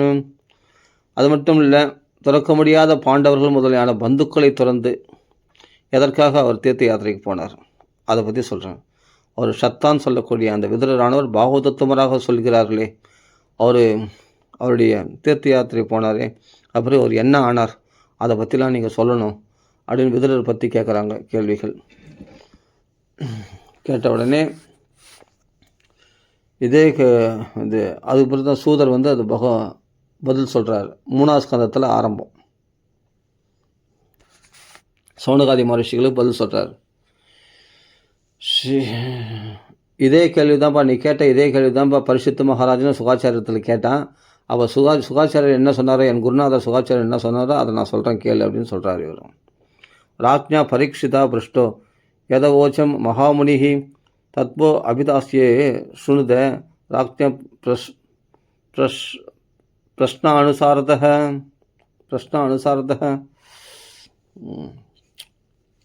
3ஆம் ஸ்கந்தம்.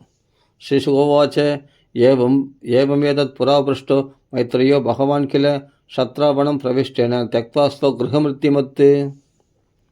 அப்படிப்பட்ட கிரகம் மிருத்திமத்தான். எந்த வீட்டில், அதாவது பகவான் அஸ்தனாபுரத்துக்கு வரும்பொழுது தூது சென்றவருடைய ஏற்றத்தை சொல்லக்கூடியது வந்தது தானே மகாபாரதமே. அந்த மகாபாரதத்தில் உத்தியோக பருவத்தில் பகவான் தூது வருகின்றான். பாண்டவர்களுக்கு தூதாக பரமாத்மா பார்த்தசாரதி எம்பெருமான் தூதாக வருகின்றான். அவன் வரவை அறிந்து கொண்டு துரியோதனன் அமக்களமாக விருந்து ஏற்பாடு பண்ணுறான். அவன் சாப்பாடு போட்டு எல்லாரையும் தன் வழி கொண்டு வந்துடுவான் துரியோதனன். அந்த ஒரு விஷயம் மட்டும் அவன் நல்லா பண்ணியிருக்கான். அன்னதானம் பண்ணியிருக்கான். அதனால தான் அவன் செழிப்பாக சாகிற வரைக்கும் அவன் ராஜாவே இருந்து செத்தான். அவனுக்கு எந்த குறையும் இல்லை. அன்னதானம் பண்ணுறது ரொம்ப ரொம்ப விசேஷம். அதை பண்ணானா துரியோதனன். எவ்வளோ அவங்களுக்கு குறைகள் இருந்தாலும் வியாசர் மறைக்காமல் அவனுக்குள்ளே இருக்கிற நிறைகளையும் சொல்லுவார். வியாசர் சமமாக நிறைய பேர் இந்த துரியோதனனை வில்லனாகவும் கர்ணன்லாம் வில்லனாகவும் சொல்லிடுவாங்க.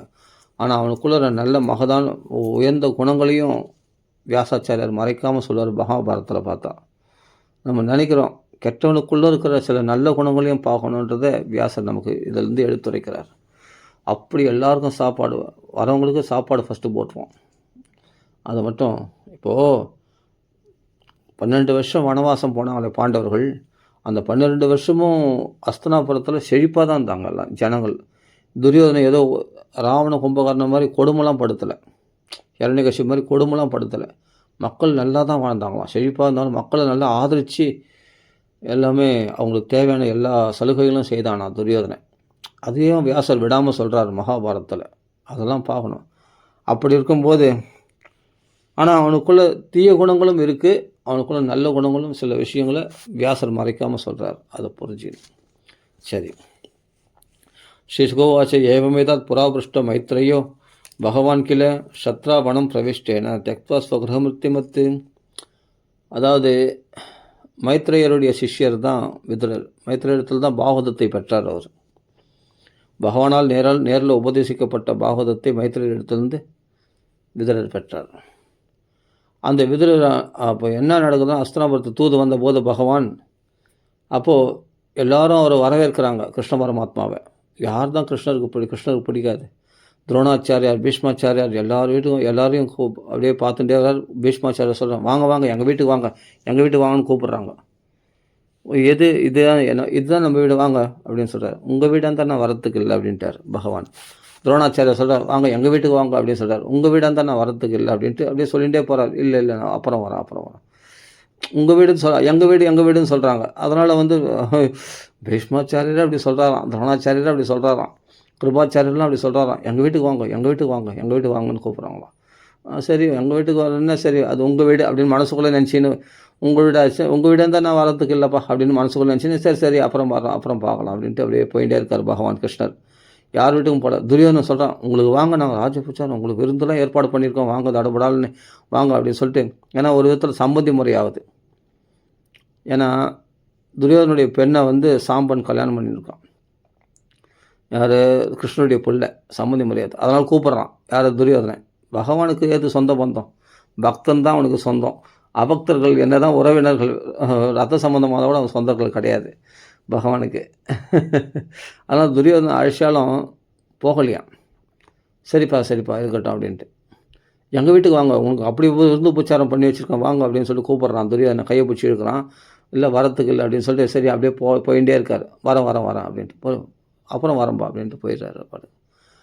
அப்படி அப்புறம் வரேன் சொல்கிறேன். இல்லைப்பா இருக்கட்டும், எனக்கு ஒன்றும் பசி இல்லை அப்படின்னு சொல்லிட்டு அங்கே ஒரு வார்த்தை சொல்கிறார். ஒன்று பசியாக இருக்கிறவங்க பக்தியோடு கூப்பிட்டா அங்கே போகலாம், உண்மையான அன்போடு கூப்பிட்டா.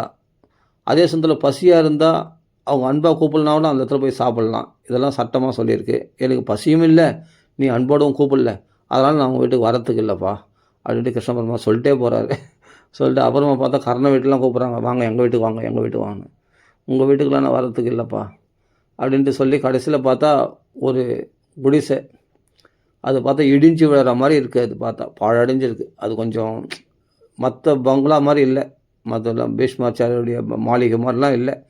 அது கொஞ்சம் சாதாரண வீடு மாதிரி இருக்குது. அப்போ இது யாருடைய பவனம் அப்படின்ட்டு கேட்குறாரு கிருஷ்ண பரமாத்மா. நாம் ஒரு ராஜகுலத்தில் பிறந்திருந்தால் பீஷ்மாச்சாரியம் கிருபாச்சாரியம் ஒரு பிராமண குலத்தில் பிறந்திருந்தாலும் பரவாயில்ல, நாம் போய் கையிலாக கொடுத்து பகவானை வரவேற்கலாம். நானும் ஒரு சூத்திர வேலைக்காரருடைய பிள்ளையாக பிறந்துட்டேனே, ஆனால் இந்த பகவானை நம்ம அழைக்கிறதுக்கு நம்மளாம் தகுதியா அப்படின்னு ஒதுங்கி இருக்கிறாராம் விதுரர்.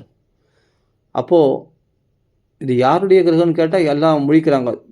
யார் பீஷ்மாச்சாரியா கிருபாச்சாரியா துரோணாச்சாரியா எல்லாம் முழிக்கிறாங்க. இது யாருடைய வீடு, இப்படி இடிஞ்சு போகிற மாதிரி இருக்கே, பார்த்தா அப்படியே கொஞ்சம் ஏழப்பட்டவங்க வீடு மாதிரி இருக்குது.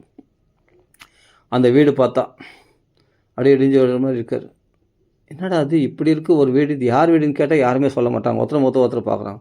அப்போ தான் தலையில் இருக்கிற முண்டாசை இடுப்பில் கட்டிண்டு அப்போ விதுரர் ஓடியாந்து சுவாமி இது கோபாலுடைய கிரகம் சுவாமி அப்படின்னு சொன்னாராம் விதுரரானவர். அதை சொன்ன உடனே பகவான் கண்ணில் கண்ணீர் மல்க, ஆஹா நாளைக்கு அஸ்தனாபுரத்துக்கு வந்தால் நான் தங்கிறதுக்கு எங்கள் அப்பா வசுதேவர் இங்கேயும் ஒரு வீடு கட்டி வச்சிருக்காரா அப்படின்னு சொல்லி சந்தோஷமாக பௌரவேந்திர கிரகம் ஹித்வா பின்னாடி கையை பிடிச்சி இழுக்கிற துரியோதன கையை உதறி விட்டுட்டு சுதந்திரமாக விதர் வீட்டுக்குள்ளே நுழைஞ்சிட்டாராம். யத்வா அயம் மந்திரகத்வோ பகவான் அகிலேஸ்வர பௌரவேந்திர கிரகம் ஹித்வா பிரவிவேஷ ஆத்மசாத் கிருதம், தன் சொந்த வீட்டு உள்ள நுழையிற மாதிரி நுழைஞ்சிட்டாராம் விதர் வீட்டில். அப்படிப்பட்ட பீஷ்மாச்சாரிய கிருபாச்சாரிய துரோணாச்சாரிய வீட்டுக்குள்ளே போகாமல், துரியோதன கர்ணன் துச்சாதன் வீட்டுக்கு போகாமல் இந்த விதுரரானவர் கைகுப்பி கொண்டு இருக்கிற அவர் இடுப்பில் கட்டிண்டு பகவான் இது கோபாலுடைய கிரகம் அப்படின்னு சொன்ன உடனே எனக்கு அப்பா நாளைக்கு அஸ்தனாபுரத்துக்கு வந்தால் தங்கிறதுக்கு எனக்கும் ஒரு வீடு கட்டி வச்சிருக்காரா அப்படின்னு சொல்லிட்டு சுதந்திரமாக உள்ளே போயிட்டாராம். ஏன்னா எல்லாரும் என் வீடுன்னு சொன்னாங்க. இது மட்டும்தான் கோபால கிரகம்னு சொன்னாங்க. அந்த வீட்டை தான் இது கோபால பவனம்னு சொன்ன உடனே பகவான் உள்ளே புகுந்துட்டானே. அப்படிப்பட்ட ஸ்வகிரகம் விருத்திமத்து அப்படி பகவான் 1000 தலைகள் கொண்ட பின்னாடி விஸ்வரூபம் எடுக்க போகிறான். அதுதான் சகஸ்ரம் சொல்கிறாரு இங்கே. அகிலேஸ்வரகம்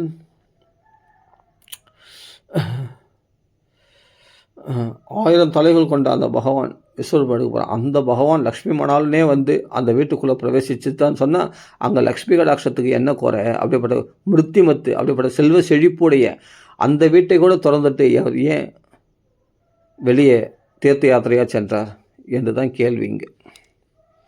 அதுதான் சொல்கிறார், அதுக்கு தான் பதில் சொல்ல போகிறார். இப்போ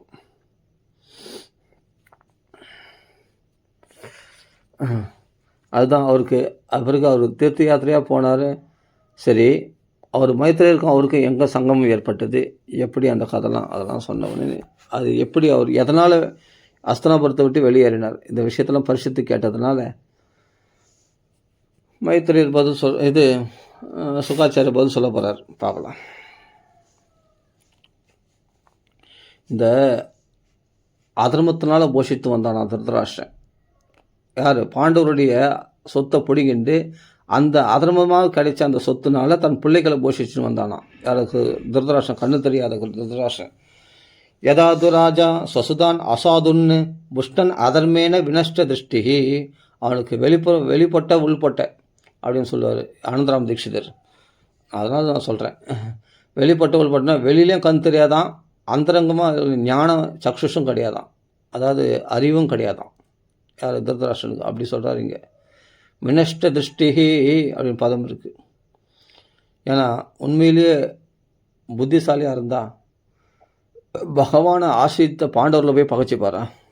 பகவானை ஆசிரித்த பாண்டவரில் போய் பகைச்சிப்பாரா? அப்போ புள்ள மேலே உள்ள பாசத்தினால அறியாமையில் இருந்தாராம் திருதராஷ்டிரர். அதான் சொல்கிறார், வினஷ்ட திருஷ்டி பிராதுர்யவிஷ்டஸ்ய சுதான் விபந்துன் பிரவேச லாக்ஷா பவனே ததாக. அப்படியேப்பட்ட தன்னுடைய தம்பி புத்திரர்களை போய் அரக்கு மாளிகையில் போட்டு எரிக்க நினச்சானே அந்த திருதராஷ்டிரன், அந்த துரியோதனாதிகளோடு சேர்ந்து, அது நியாயமா? இப்படிலாம் சொல்கிறார். யதா சபாயாம் குருதேவ தேவியா கேஷா விமர்சம் சுதகர்ம கர்ஹியம் ந வாரயாமசன் ரிவ ஸ்னுஷாயா சுவாச ஹரந்தியா குச்சகுங்குமானி.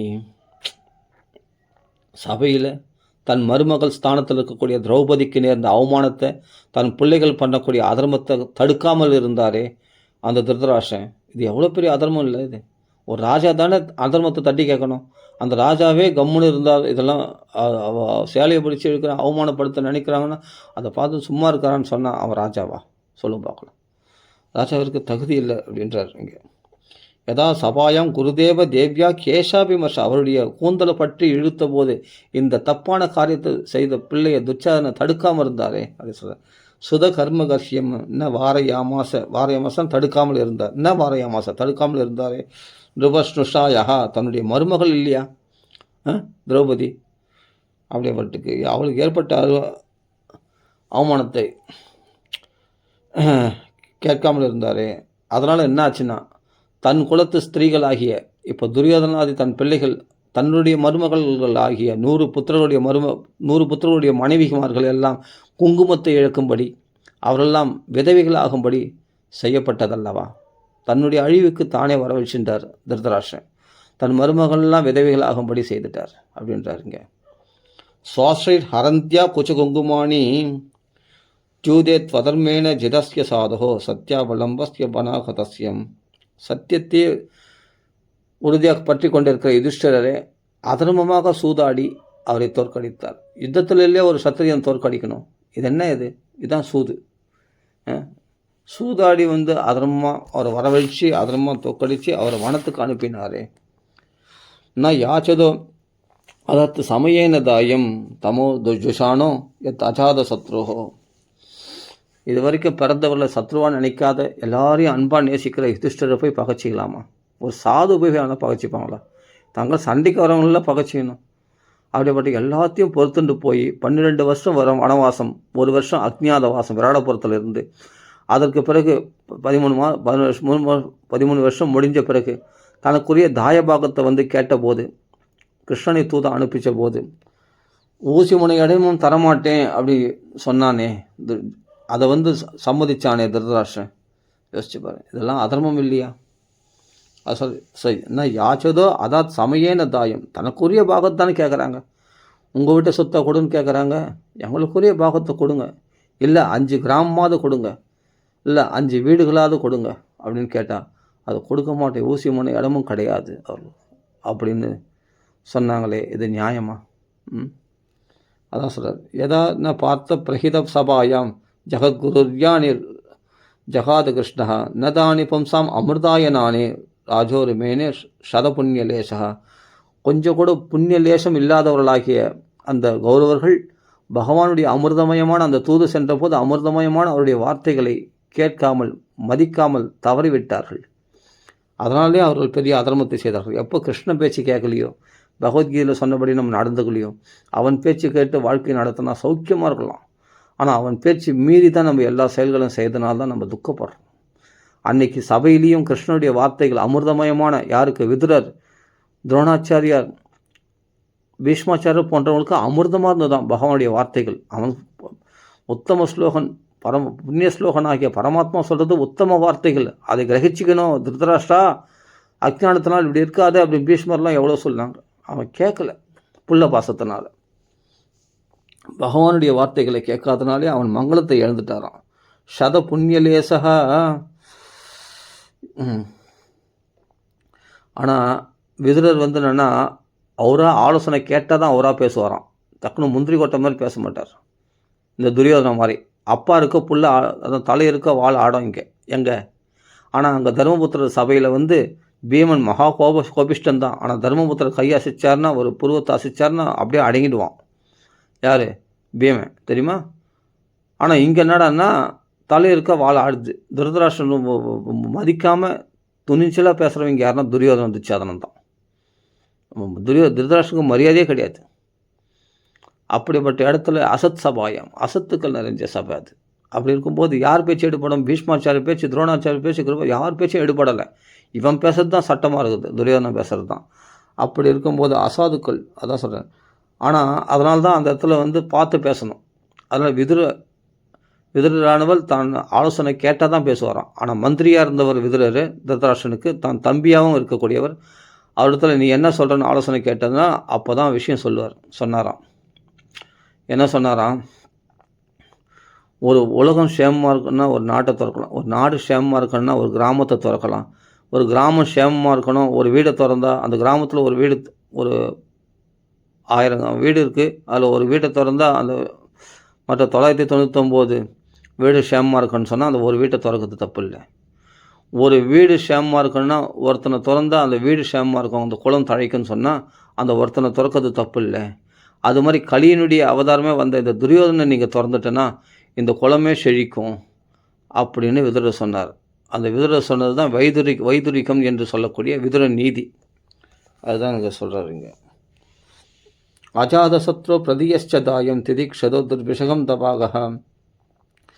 அப்போது அதுதான் சொல்கிறார். அதாக தன் மந்திர திருஷாம் வரியான் என் மந்திரினோ வைதுரிகம் வதந்தி. இன்றைக்கும் சாஸ்திரங்கள்லாம் நீதி நூல்கள்லாம் இன்றைக்கி சபையில் ராஜாக்கள்லாம் மந்திரிகள்லாம் எதை கடைப்பிடிச்சாங்கன்னா விதுர நீதியை தான் கடைப்பிடிப்பாங்களாம்.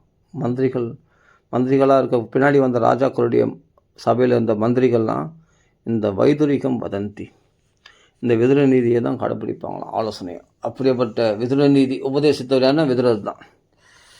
வைதுரிகம் வதந்தி ஏன்னா அவர் சொல்லக்கூடிய அந்த விஷயங்கள்லாம் தர்மராஜா இல்லையா, தர்மராஜா தான் விதுரராக வந்தார். அவர் சொல்கிறது தான் தர்மங்களாக தானே இருக்கும். அந்த தர்மங்களில் அவ்வளோ ஆழ்ந்த கருத்துக்களுடையது, அர்த்த புஷ்டி உள்ளதாக இருக்குமா அவருடைய விதுர நீதியானது. அப்படிப்பட்டது. அதனால் சொல்கிறார், நியாயம் தானே, யாரையும் சத்ருவாக நினைக்காது. அப்படிப்பட்ட தர்மபுத்திரருக்கு நீங்கள் தாயபாகம் கொடுக்க வேண்டியது தானே, ஏன் கொடுக்க மாட்டேன்றீங்க அப்படின்னு விதுரர் கேட்குறார் திருதராஷ்டிரத்தில். அஜாத சத்ரு பிரதியஷ்ச தாயம் திதிக்ஷது துர்விஷகம் தபாகா. நீங்கள் பண்ணுற கொடுமைகளெல்லாம் அவர்கள் பொறுத்து கொண்டு இருக்கிறார்கள். ஒரு பாம்பு அடக்கி வச்சுக்கிது தன் கோபத்தை, அது சீர்ணன்னா ஒன்றா எல்லாரையும் கொத்திடும், ஜாக்கிரதை. ஆனால் பீமசேனிடத்துலேருந்து உன் பிள்ளைகளுக்கு ஆபத்து வரும் நீங்கள் பயந்து நிற்குன்னு எனக்கு நல்லா தெரியும். அப்போ நியாயமாக கொடுத்துட வேண்டியது தானே. ஆனால் புள்ள பாசம் கொடுக்க மறுக்குது. புரியுதுங்களா? எதுக்காக பகவான் எல்லாம் புரிஞ்சுங்க, பாண்டவர்களை பகச்சிக்காதீங்க. சாக்ஷாத் உலகத்தையே ஜெயிக்க யாதவர்கள்லாம் கிருஷ்ண பட்சத்தில் இருக்காங்க, அவர்கள் தேவர்களே ஜெயித்தவர்கள். அப்போ பகவான் இருக்கிற இடத்துல தான் யாதவர்கள், உலகத்தை ஜெயித்த யாதவர்கள் இருக்கிறாங்க. அந்த யாதவர்கள் பகவான் ஆசிரியம், பகவான் இருக்கிற இடத்துல தேவர்கள்லாம் இருக்கிறாங்க, பிராமணர்கள்லாம் இருப்பாங்க. நல்லா புரிஞ்சுங்க. அந்த பகவானே பாண்டவர் பட்சத்தில் இருக்கும்போது உங்களால் என்ன ஜெயிச்சிட முடியும்? இந்த உலகத்தில் யாரை ஜெயிக்க முடியும்? பாண்டவர்களை ஜெயிக்க முடியும் உங்களால்? ஆனால் பார்த்தாம்ஸ்து தேவோ பகவான் முகுந்தோ கிரகீதவான் ச க்ஷிதிதேவதேவ ஆஸ்தியஸ்வபுர்யாம் எது தேவதேவோ வினிர்ஜதாசேஷன் நிருதேவதேவா. அப்படிப்பட்ட பிராமணர்கள் தேவர்கள் எல்லாம் அந்த பகவானை ஆசித்திருக்கிறார்கள். அந்த பகவானை ஆசித்த யாதவர்கள்லாம் உலகத்தையே ஜெயித்தவர்கள் என்று புரிந்து கொள்ளுங்கள். அதனால் தன் புரியில் பகவான் எப்போ பாண்டவர்கள் கூப்பிட போகிறான்னு காத்துன்னு இருக்கான் அந்த பகவான். புரியுதுங்களா? அவன் ஒரு வார்த்தை ஒரு வார்த்தை யுத்தம்னு சொன்னார்னா அடுத்த நிமிஷத்தில் யுத்தத்துக்கு புறப்பட்டு வந்துடுவான் பகவான் ஒரு இடத்துல நிற்கிறான்னு சொன்னால் ராஜலக்ஷ்மி அவனை தான் சாரமே தவிர உன்னை சார்ந்து இருக்காது. புரிஞ்சிக்க திருதராஷ்டிரன் அண்ணா புரிஞ்சிக்கண்ணா அப்படின்ட்டு விதுரர் சொல்கிறார். ஏஷ தோஷ புருஷாத் பீடாஸ்தே குர்ஹான் பிரவிஷ்டோ எம் அபத்தியபத்தியா. உன் பிள்ளைன்ற ரூபத்தில் வந்த அபத்தியமானது, உன்னுடைய பாவமே உன் பிள்ளை வடிவத்தில் வந்திருக்கு, துரியோதன்ற ரூபத்தில் வந்திருக்கு. தயவுசெய்து முதல் இவனை ஒழிச்சு கட்டுவனே. இவனை ஒழிச்சு கட்டினாவே இந்த குளம் விளங்கும், எல்லாரும் சேமம் அடைவாங்க, நாடு நகரம் மக்கள் உலகமே சேமம் அடையும். முதல் இவனை பிறக்கும் பொழுதே இவன் கத்தந்தே பார்த்தா கொடூரமாக கத்தனானான். அப்போவே அண்ணா விதுரர் சொன்னார் திருதராஷ்டிரத்தில், அண்ணா இந்த பிள்ளையினால் நம்ம குலத்துக்கே அழிவு ஏற்படும்னா அதெல்லாம் இந்த பிள்ளையை திறந்துரு, இந்த பிள்ளையை ஒழிச்சு கட்டிட்டுனா அதுக்கப்புறம் மற்ற பிள்ளைகள்லாம் வச்சுக்கோ, அந்த துரியோதனை மட்டும் ஒழிச்சு கட்டிட்டு அப்படின்னு அன்றைக்கே சொன்னாராம் விதுரர்.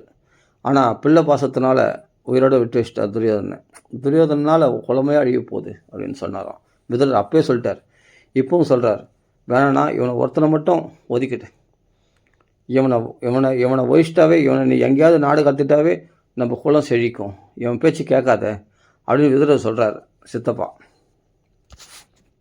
கிரகான் பிரவிஷ்ட எம் அபத்தியபத்தியா புஷ்ணாசி கிருஷ்ணாத் விமுகா கதஸ்ரீஹி தஜாஸ்வ சைவம் குலகௌசலாய. திறந்துடும் கூட இல்லை, குலகௌசலாய. இந்த குலம் விளங்கணும், குலம் செழிப்பாக இருக்கணும்னா இவனை பேச்சை கேட்காதீங்க, இந்த துரியோதன பேச்சை கேட்காதீங்க, கிருஷ்ணனுடைய பேச்சை கேளுங்க. கிருஷ்ண தூதா வந்திருக்கல, அவன் பேச்சை கேளுங்க.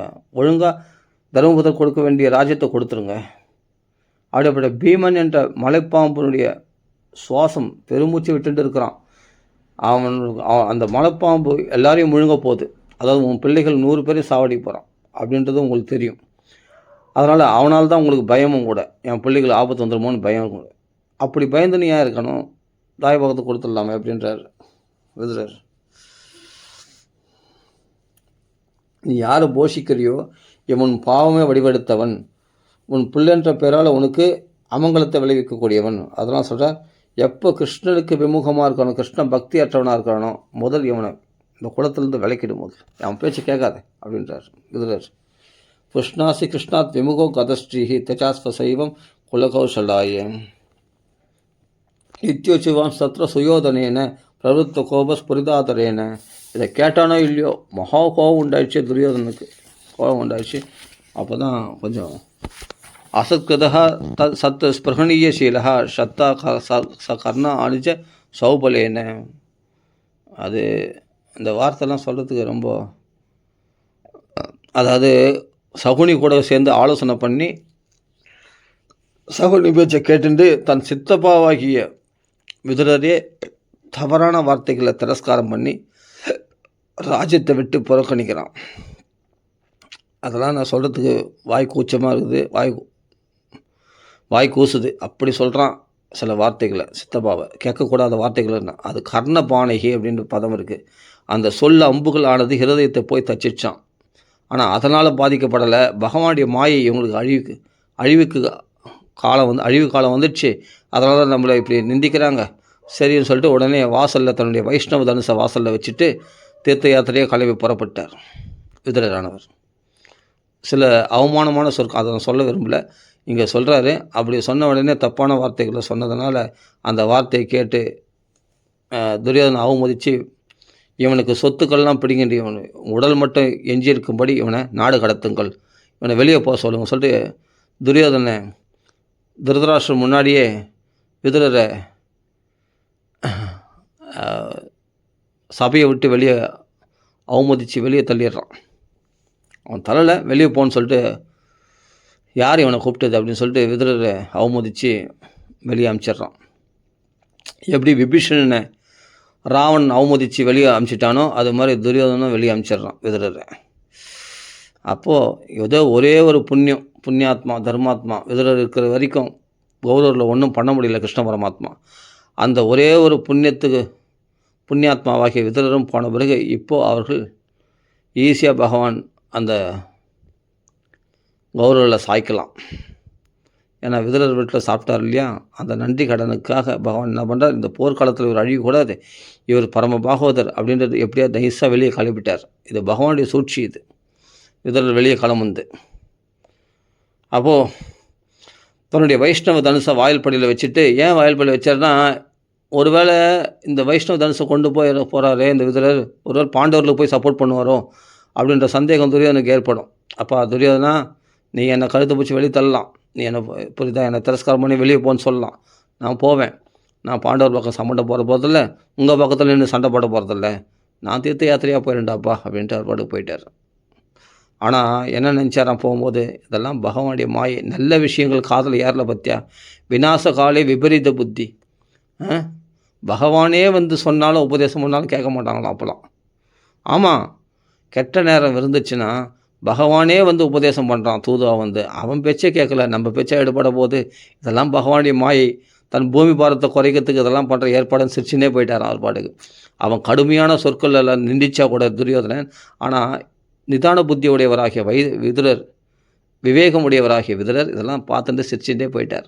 உடனே சருக்குன்னு கோவப்படல, பாட்டுக்கு கிளம்பி தன்னை அவமதிச்சிட்டாங்க, தலை கொஞ்சிட்டு போயிட்டார் ஒரு பாட்டுக்கு, வாசல் பள்ளியில் வெளில வச்சுட்டு. அவருக்கு அவர் என்னென்ன புண்ணிய திட்டங்கள்லாம் போனார்ன்றதை சொல்கிறார். பிராது புரோ மர்மசு தாடிதோ அபி ஸ்வயம் தனுத்வாரி நிதாயமாயம் கதவ்யதோ அயாத் உரு மானயானஹ ச யுத்தம் அத்யுல்பண கர்ணபாணிஹி பிராது புரோ மர்மசு தாடிதோ அபி ஸ்வயம் தனுத்வாரி நிதாயமாயம் கதவ்யதோ அயாதுருமானயானஹம். எவ்வளோ விஷயங்கள் இருக்குல்ல 3ஆம் ஸ்கந்தத்தில் ஆரம்பத்திலேயே. காம் பர்யடன் மேத்திய விபிக்த விற்த்தி சதா அப்ளுதோ அது சயனோ அவதூதா அலக்ஷித ஸ்வைர் அவதூத வேஷோ விரதானி சேரி ஹரிதோஷனானி. அங்கங்கே தீர்த்த யாத்திரைக்கு போவார். அவதூத பிறரால் வெறுக்கத்தக்க ரூபம், தாடியும் வேஷியமாக அப்படியே ஒரு மரவரிலாம் உடுத்துண்டு அங்கங்கே தரையில் படுத்துப்பார். இவர் மந்திரியாச்சே, மந்திரிக்குரிய சுகபோகங்களோடு வாழ்ந்திருப்பார். என்ன அதெல்லாம் கிடையாது. இப்போ நான் பகவான் தாசானு தாசன், அடியார்க்கும் அடியார்க்கும் அடியார்க்கும் அடியேன் நான் இப்போ அப்படின்னு சொல்லி தான் பகவானுடைய தாசனாக அங்கங்கே தீர்த்த யாத்திரையாக அவர் பாட்டுக்கு க்ஷேத்திர யாத்திரை தீர்த்த யாத்திரை அப்படியே கிளம்பி பகவானுடைய புண்ணிய ஸ்தலங்கள்லாம் போய் சஞ்சரிக்கிறார். பகவான் அப்படியே புண்ணியமாக பொழுது போக்குறார். தீர்த்த யாத்திரைலாம் போகிற பகவானுடைய க்ஷேத்திரங்களில் போய் பகவானை சேவிக்கிறது, அங்கங்கே மகான்களை சேவிக்கிறது, இப்படியே சேவிச்சுட்டு அங்கங்கே என்ன கிடைக்குதோ அதை சாப்பிடுவார். அப்படியே தரையில் படுத்துப்பார். அப்படியே குளிக்கிறது கிடையாது. அவதூது பிறரால் வெறுக்கத்தக்க ரூபத்தை உடையவராக அழுக்கடைந்த உடலோட மரபுரி உடுத்திப்பார். ஏதாவது கிழிந்த கந்தைகளை உடுத்திப்பார். பைத்தியக்கார மாதிரி சஞ்சரிப்பாராம். அப்படி சஞ்சரித்து தாடி மேசி தன்னை சார்ந்தவர்களுக்கே இவரை பார்த்தா அடையாளம் கண்டுபிடிக்க முடியாத அளவுக்கு இவர் விதிரர் தானா அப்படின்னு தெரிஞ்சிக்க முடியாத அளவுக்கு அப்படி அலங்கோலமான ரூபத்தில் ஒரு மந்திரி மாதிரி இல்லாமல் ஒரு அலங்கோலமான ரூபம், ஒரு பிச்சைக்கார மாதிரி பைத்தியக்கார மாதிரி தன்னை காண்பிச்சுட்டு உலகத்தில் சஞ்சரிக்கிறாராம். பல புண்ணிய தீர்த்தங்கள்லாம் போய் சேவிக்கிறாராம். ஆனந்த் பகவானுடைய ஆயிரக்கணக்கான கோயில்கள் கொண்டிருக்கான விஷ்ணுவானவன். ஆஹா, இப்படிப்பட்ட அருமையான க்ஷேத்திரங்களை தரிசனம் பண்ணுற பாக்கியத்தை நான் இத்தனை இழந்துட்டேனே, இந்த துரியோதனம் போட்ட உப்பை சாப்பிட்டுட்டு அப்படின்னு சொல்லி ஆனந்தமாக இப்போ தான் பகவான் நம்மளுக்கு விடுதலை பண்ணி கொடுத்தான். அதனால் ஆனந்தமான இந்த பகவானுடைய லீலைகள் பண்ண ஸ்தலங்கள்லாம் இருக்குது. அதெல்லாம் போய் பிருந்தாவனம்லாம் போய் பார்க்கலாம், அயோத்தியெல்லாம் போய் பார்க்கலாம். அப்படிப்பட்ட புண்ணிய ஸ்தலங்கள்லாம் போய் பகவானை தரிசனம் பண்ணலாமே அப்படின்னு சொல்லிட்டு சுதந்திரமாக அவர் சஞ்சரித்தாராம். அதுதான் தீர்த்த யாத்திரைன்னு பேர். அப்படி போனாராம். கௌரவருடைய ஒரே ஒரு புண்ணிய பலம் இருந்து தான் விதுரர்ன்ற ரூபத்தில், அதுவும் போயிடுச்சு. இனிமேல் ராஜ்யலக்ஷ்மி அவங்களுக்கு கிடையாது, கௌரவர்களுக்கு பாண்டவர்கள் தான் சொல்லுவாங்க. ச நிர்கதா கௌரவ புண்ணியலப்தக கஜா ஹொயா தீர்த்த பதானி அன்பா கிரமத் புண்ணிய சிகிர்ஷயோர்வியாம் ஸ்வதிஷ்டிதோ யானி சஹஸ்ரமூர்த்தி. பகவான் பண்ண லீலைகள் ஆயிரக்கணக்கான ஸ்தலங்களில் அதெல்லாம் போய் சஞ்சரிக்கிறார். புரேஷு புண்ணியோபு வனாத்ரி குஞ்சேஷு அபங்கதோயேஷு சரித் சரத்சுச்ச அனந்தலிங்க சமலங்கிருதேஷு சச்சார தீர்த்த யதனேஷ் அனன்யம். நல்லா புரியுதில்ல படிக்கும்போதே. அப்படிப்பட்ட புண்ணிய தீர்த்தங்கள், புண்ணிய மலைகள், திருப்பதி போன்ற மலைகள்லாம் பகவான், ஸ்ரீசைலம், திருவண்ணாமலை எல்லாம் பகவான் எல்லாம் மலைகளே புண்ணிய மலைகளாக இருக்குது பாருங்கள். நம்ம தேசத்தில் எல்லாமே நதிகள்லாம் புண்ணிய தீர்த்த நதி, எல்லாம் புண்ணிய நதிகள். அவைகள்லாம் பகவான் திருவடியிலிருந்து வந்த கங்கை முதலான புண்ணிய தீர்த்தங்கள், பகவான் நீராடி விளையாடின லீலைகள் புரிந்த யமுனா தீர்த்தம். ஆஹா, இது மாதிரி புண்ணிய தீர்த்தங்கள்லாம் போய் சேவிக்கிறாராம். அங்கங்கே பகவான் லீலைகளை ஸ்மரிச்சுட்டு அதை சொல்கிறார். அப்புறம் பகவானுடைய குஞ்சங்கள், அங்கங்கே லீலை புரிந்த அந்த தோட்டங்கள், அந்த துறவுகள், அதெல்லாம் போய் பார்க்குறாரு. பகவானுடைய அந்த கோவிந்த குண்டு, தாமோதர குண்டுலாம் இருக்குது இல்லையா, நிறைய ராதா குண்டுலாம் இருக்குது இல்லையா பிருந்தாவனத்தில். எவ்வளோ விஷயங்கள் இருக்குது பகவான் லீலா ஸ்தலங்கள்லாம். அதெல்லாம் போய் பார்க்குறாரு. அங்கங்கே குளமாக தேங்கி பகவான் கண்கள்லேருந்து கண்ணீராக வந்த பிந்து சரஸ் போன்ற அப்படிப்பட்ட சரசுகள்லாம் போய் சேவிக்கிறார் அவர். அபங்கதோ சரித் சரத்சு அனந்தலிங்க சமலங்கிருதேஷ சசார தீர்த்தா யதனால என்றேஷ் அனன்யா. அப்போது தனிமையில் இப்படி சஞ்சரிக்கிற அவர் பகவானுக்கு பிரியமுள்ள அந்த ஏகாதசி போன்ற விரதங்கள் அனுஷ்டிக்கிற மற்ற விரதங்கள்லாம் பகவானுக்கு இதெல்லாம் பிடிக்குன்னா தரையில் படுக்கிறது, ஏதாவது கிடைச்சதை கையில் சாப்பிட்றது, அப்படியே தொடச்சிக்கிறது, அவ்வளோதான். அப்படியே பகவானுக்கு தரையில் படுக்க அப்படியே தன்னுடைய பெருமைகளை காண்பிச்சாவும் தன்னை தாழ்மையாக காண்பிச்சுண்டு வினயமுள்ளவராக தான் ஒரு பிச்சைக்காரனுக்குள்ள ஒரு பிச்சைக்காரனாக தன்னை காண்பிச்சுண்டு உலகம் முழுவதும் இந்த பாரத தேசம் முழுவதும் சஞ்சரிக்கிறார். பாரத தேசம்தான் புண்ணிய கஷேத்திரமே. நல்லா புரிஞ்சுக்க. நைல் லேக் நதி இருக்குது, அதெல்லாம் புண்ணிய தீர்த்தங்கள் சொல்லக்கூடாது. பாரதம் ஏவ வருஷம் அப்படின்னு தான் இங்கே சொல்கிறார். இங்கே அலக்ஷித ஸ்வைர் அவதூத வேஷு, தன்னை சார்ந்தவர்கள் கூட தெரியாதபடி அலட்சிய ரூபத்தில் வேஷத்தில் அதேபோல் பகவானுக்கு சந்தோஷப்படுத்தக்கூடிய விரதங்கள்லாம் அனுஷ்டித்து கொண்டு இந்த பாரத தேசம் முழுவதும் சஞ்சரிக்கிறார். இத்தம் பிரஜன்னு பாரதம் ஏவ வருஷம், பாரத தேசத்தில் மாத்திரம் இந்த இந்தியா முழுவதும் மட்டும் இருக்கிற புண்ணிய கஷேத்திரங்களை சேவிச்சாராம். வெளிநாட்டுக்கு போகல. நல்லா புரிஞ்சுக்கணும். அதுதான் இங்கே சொல்கிறார். காலேன யாவத் கதவான் பிரபாசம் தாவன் சசாச சிதிம் ஏக சக்கரம் ஏகாத பத்திரம் அஜிதேன பார்த்தக. அவருக்கு அப்படியே தீர்த்த யாத்திரை போகும்போது ஒரு இடத்துல கேள்விப்பட்டார். துரியோதனாதிகள்லாம் ஒழிஞ்சு போயிட்டாங்க, பாண்டவர்கள் தான் இப்போ ராஜ்யத்தை ஆடுறாங்க, ஒரு கொடையின் கீழ் இருந்து கொண்டு உலகத்தையெல்லாம் ஆட்சி செய்கிறார் தர்மபுத்திரர் அப்படின்னு கேள்விப்பட்டோடனே ரொம்ப சந்தோஷம் அடைஞ்சார் விதுரர். ஒரு விதத்தில் சந்தோஷம், ஒரு விதத்தில் துக்கம். என்னதான் இருந்தாலும் தன் அண்ணன் பிள்ளைங்க இல்லையா, துரியோதனாதிகள்லாம் போயிட்டாங்களேன்னு ஒரு விதத்தில் வருத்தம். ஆனால் ஒரு விதத்தில் தர்மம் ஜெயிச்சுது, பகவானால் பூமிபாரம் குறைக்கப்பட்டது அப்படி நினச்சி தர்மபுத்திர ராஜ்யத்தில் இருக்கான்றதை நினச்சி ஒரு விதத்தில் சந்தோஷம். அதனால் சந்தோஷமும் இல்லாமல் துக்கம் இல்லாமல் மௌனமாக மறுபடியும் ஒரு தீர்த்த யாத்திரை கிளம்பினாராம் கேள்விப்பட்டு விதுரர். தாவன் சசாச சிதிம் ஏக சக்கரம் ஏகாத பத்திரம் அஜிதேன பார்த்தகம் தத்ராத சுஸ்ராப சுஹൃத் வினஷ்டிம் வனம் யதாவேன ஜபக்னி சம்சயம். எப்படி ஒரு மூங்கில் வராசி அது நெருப்பு உண்டாகி 2 மூங்கிலையும் எரித்து அந்த காட்டையே எரிச்சிதோ, அது மாதிரி பாண்டவர்களுக்கும் துரியோதனாதிகளுக்கும் உள்ள கலகம் என்ற தீயை வைத்து கொண்டு பகவான் பூமி பாரத்தை குறைச்சிட்டான். பத்தியா, இதுதான் பகவானுடைய லீலை. தான் ஆயுதம் எடுக்காமலேயே எப்படி அழகாக பாரத போகிற முடித்தான் பார் பகவான். இதுதான் பகவான் கபட மானுஷ், கபட நாடக சூத்திரதாரி பண்ணுற வேலை தான். தத்ராவ சுஷாவ சுஹൃத் வினஷ்டிம் வனம் யதாவேன ஜபக்னி சம்சயம் சம்ஸ்பர்த்தையாம் தக்தம் அதானு சோச்சன்னு சரஸ்வதிம் பிரத்யகியாய தூஷ்ணிம். அப்படியே சரஸ்வதி நதிக்கரையில் அந்த நதிகளில் வந்த அந்த இடத்துல கேள்விப்பட்டு அப்படியே மௌனமாக மறுபடியும் ஒரு தீர்த்த யாத்திரை கிளம்பினார். அப்போது அவர் போன தீர்த்த யாத்திரைலாம் அந்த என்னென்ன தீர்த்தன்றதெல்லாம் சொல்கிறார்.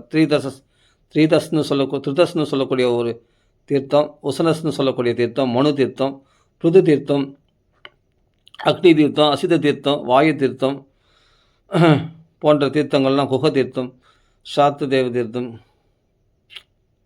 சுத தீர்த்தமா சுதாச இது போல் பிருது தீர்த்தம், அக்னி தீர்த்தம், அசித தீர்த்தம், வாயு தீர்த்தம் போன்ற தீர்த்தங்கள்லாம் போய் சேவிக்கிறார். தஸ்யம் த்ரிதஸ்ய உசனச மனஸ்ச பிருதுர் அதாக்னேர் அசிதஸ்ய வாயோ தீர்த்தம் சுதாசஸ்ய கவம் குஹஸ்ய யத்சாத்த தேவஸ்ய ஆசிஷேவே. இப்படி தீர்த்த யாத்திரெல்லாம் சஞ்சரித்து கொண்டு வரும்போது அப்போது பல க்ஷேத்திரங்களையும் தீர்த்தங்களை சேவிக்கிறது மட்டும் க்ஷேத்திரத்தையும் சேவிக்கிறார். க்ஷேத்திரத்தில் உள்ள பகவானுடைய கோயில்களில் அடையாளம் இடப்பட்ட அந்த சங்கு சக்கரம் இவைகள்லாம் பார்த்த உடனே நாராயண ஸ்மரணம் ஏற்படாதான். சங்கு சக்கரம்லாம் நாராயணத்தில் தானே இருக்கும். அப்போ நாராயணன் கோயில்கள், பெருமாள் கோயில், வரதராஜ வெம்பெருமானை பார்த்தா கூட கிருஷ்ணனை தான் ஞாபகப்படுத்துமா. அந்த சபையில் சிசுபாலனை வதம் பண்ணுறதுக்காக பகவான் சக்கராந்தி ஏந்தினானே, அந்த கிருஷ்ணனை தான் அந்த சக்கரத்தை பார்த்தா கிருஷ்ணனை தான் ஞாபகம் வருமா. சங்கநாதம் பண்ணி பகவான் கிருஷ்ணனுடைய பாஞ்சஜன்ய சங்கமானது கையில் ஏந்திருப்பானே அப்படின்னு சொல்லி அப்போ சங்கபாணியாக முகுந்தன் கிருஷ்ண பரமாத்மா தான் ஞாபகப்படுத்துமா. அந்த சங்கு சக்கரத்தை பார்த்தா நாராயண ஸ்வரூபம் தான் எல்லாருக்கும் ஞாபகம் வரும், பெருமாள். ஆனால் விதுரருக்கு மட்டும் கிருஷ்ணனை தான் ஞாபகப்படுத்துமா. அது கிருஷ்ண பக்தர்களுக்கு கிருஷ்ணன் தான் ஞாபகப்படுத்தும். அப்போது பெருமாள் கோயிலெலாம் உள்ள இந்த நாமம் சங்கு சக்கரம் அடையாளம் இடப்பட்டிருக்கு இல்லையா கோபுரத்தில், அதை பார்த்த உடனே கிருஷ்ணன் தான் அவருக்கு ஞாபகம் வருமா. அதுதான் சொல்கிறார். அஞ்ஞானிச்சேக த்விஜதேவ தேவகி கிருதானி நானா யதனானி விஷ்ணுஹோ. எங்கெங்கெல்லாம் வந்து பெருமாள் கோயில் பார்க்குறாரு அந்த இடத்துல பிரத்யங்க முக்கிய அங்கீத மந்திராணி, அந்த கோயில் மேலே இருக்கக்கூடிய சங்கு சக்கரம் நாமத்தெல்லாம் பார்த்தா கிருஷ்ணனை தான் ஞாபகப்படுத்துமா. அதை எதர்ஷனாத் கிருஷ்ணம் அனுஸ்மரந்தி, எத் தர்ஷனாத் கிருஷ்ணம் அனுஸ்மரந்தி. பிரத்யங்க முக்கியங்கித மந்திராணி எத் தர்ஷனாத்து கிருஷ்ணம் அனுஸ்மரந்தி. கிருஷ்ண பக்தர்கள் கிருஷ்ணனை தான் ஞாபகப்படுத்தும், ராம் பக்தர்கள் ராமனை ஞாபகப்படுத்தும். அந்த பெருமாள் தான் ராமராக வந்தார் அப்படின்னு. இது மாதிரி அதெல்லாம் பார்த்துட்டு போகிறார். அது பிறகு பிரகஸ்பதியுடைய சிஷ்யராகிய உத்தவரை யமுனை கரையில் சந்திக்கிறார். சந்தித்து அவரோட பார்த்த உடனே ஆஹா பகவத் பிரஜானாம், ஒரு பக்தரை பார்த்த உடனே அவ்வளோ சந்தோஷம் உண்டாகுமா. பரம பாகவதராச்சே. ஏன்னா சின்ன வயசுலேருந்து பகவானுக்கு சேவை செய்தவர் உத்தவர். அந்த உத்தவருக்கும் விதுரரும் பார்த்தா பகவானுடைய பரம பாகவதர் பக்தர் அவர். இவங்க 2 பேரும் ஒரு பக்தரை பார்த்த உடனே ரொம்ப நாள் பிரிஞ்சு இப்போ ஒன்றா சேர்ந்துருக்காங்க. அப்போனாலும் நல்லா இறுக்கி கட்டி பிடிச்சினாங்களாம் 2 பேரும். காடம் ஆலிங்கனம்ன்றார். ஏன்னா 2 பேரும் வாசுதேவன் அனுசரித்த பக்தர்கள் அவங்க. வாசுதேவ அனுச்சரம் பிரசாந்தம் ப்ரஹஸ்பதே பிராக்கு தனயம் பிரதீதம் ஆலிங்கிய காடம் பிரணயேன பத்ரம் ஸ்வானம் அப்ரச்சத்து பகவத் பிரஜானாம். பகவத் பிரஜைகளாம்.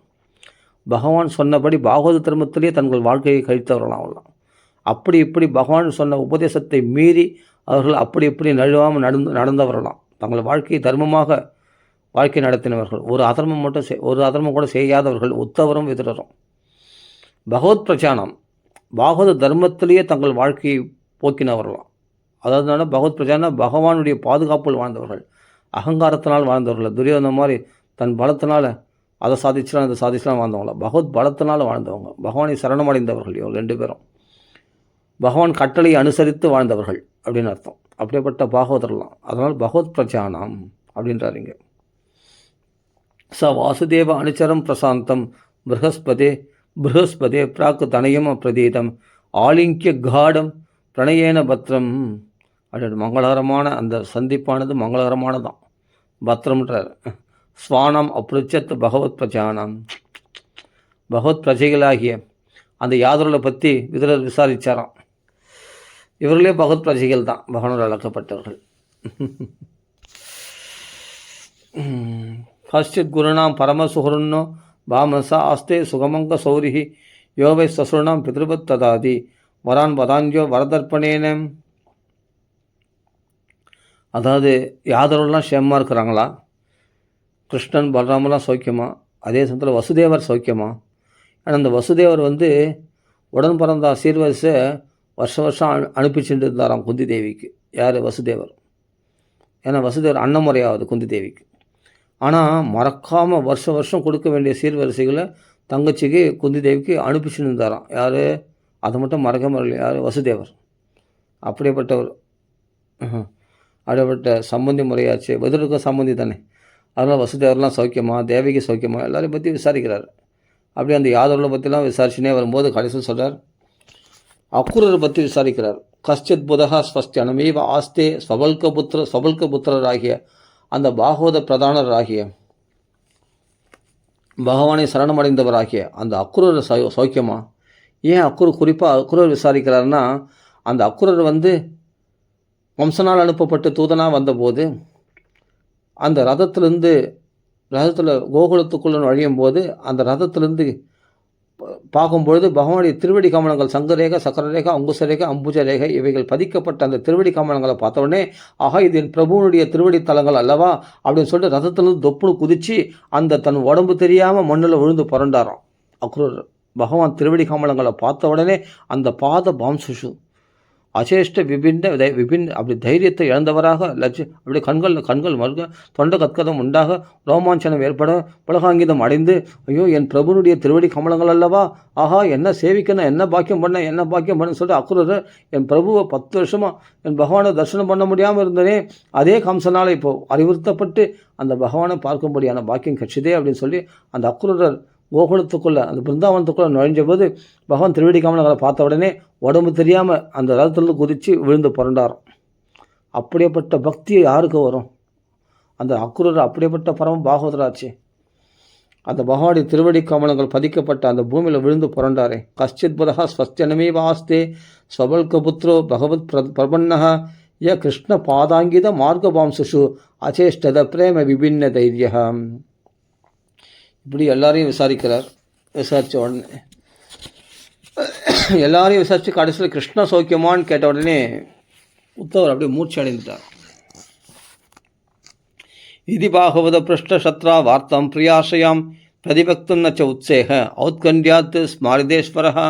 அந்த ஈஸ்வரனாகிய கிருஷ்ண பரமாத்மாவை பிரிஞ்சிருக்கார். கிருஷ்ண பரமாத்மா வைகுண்டத்துக்கு போயிட்டான்.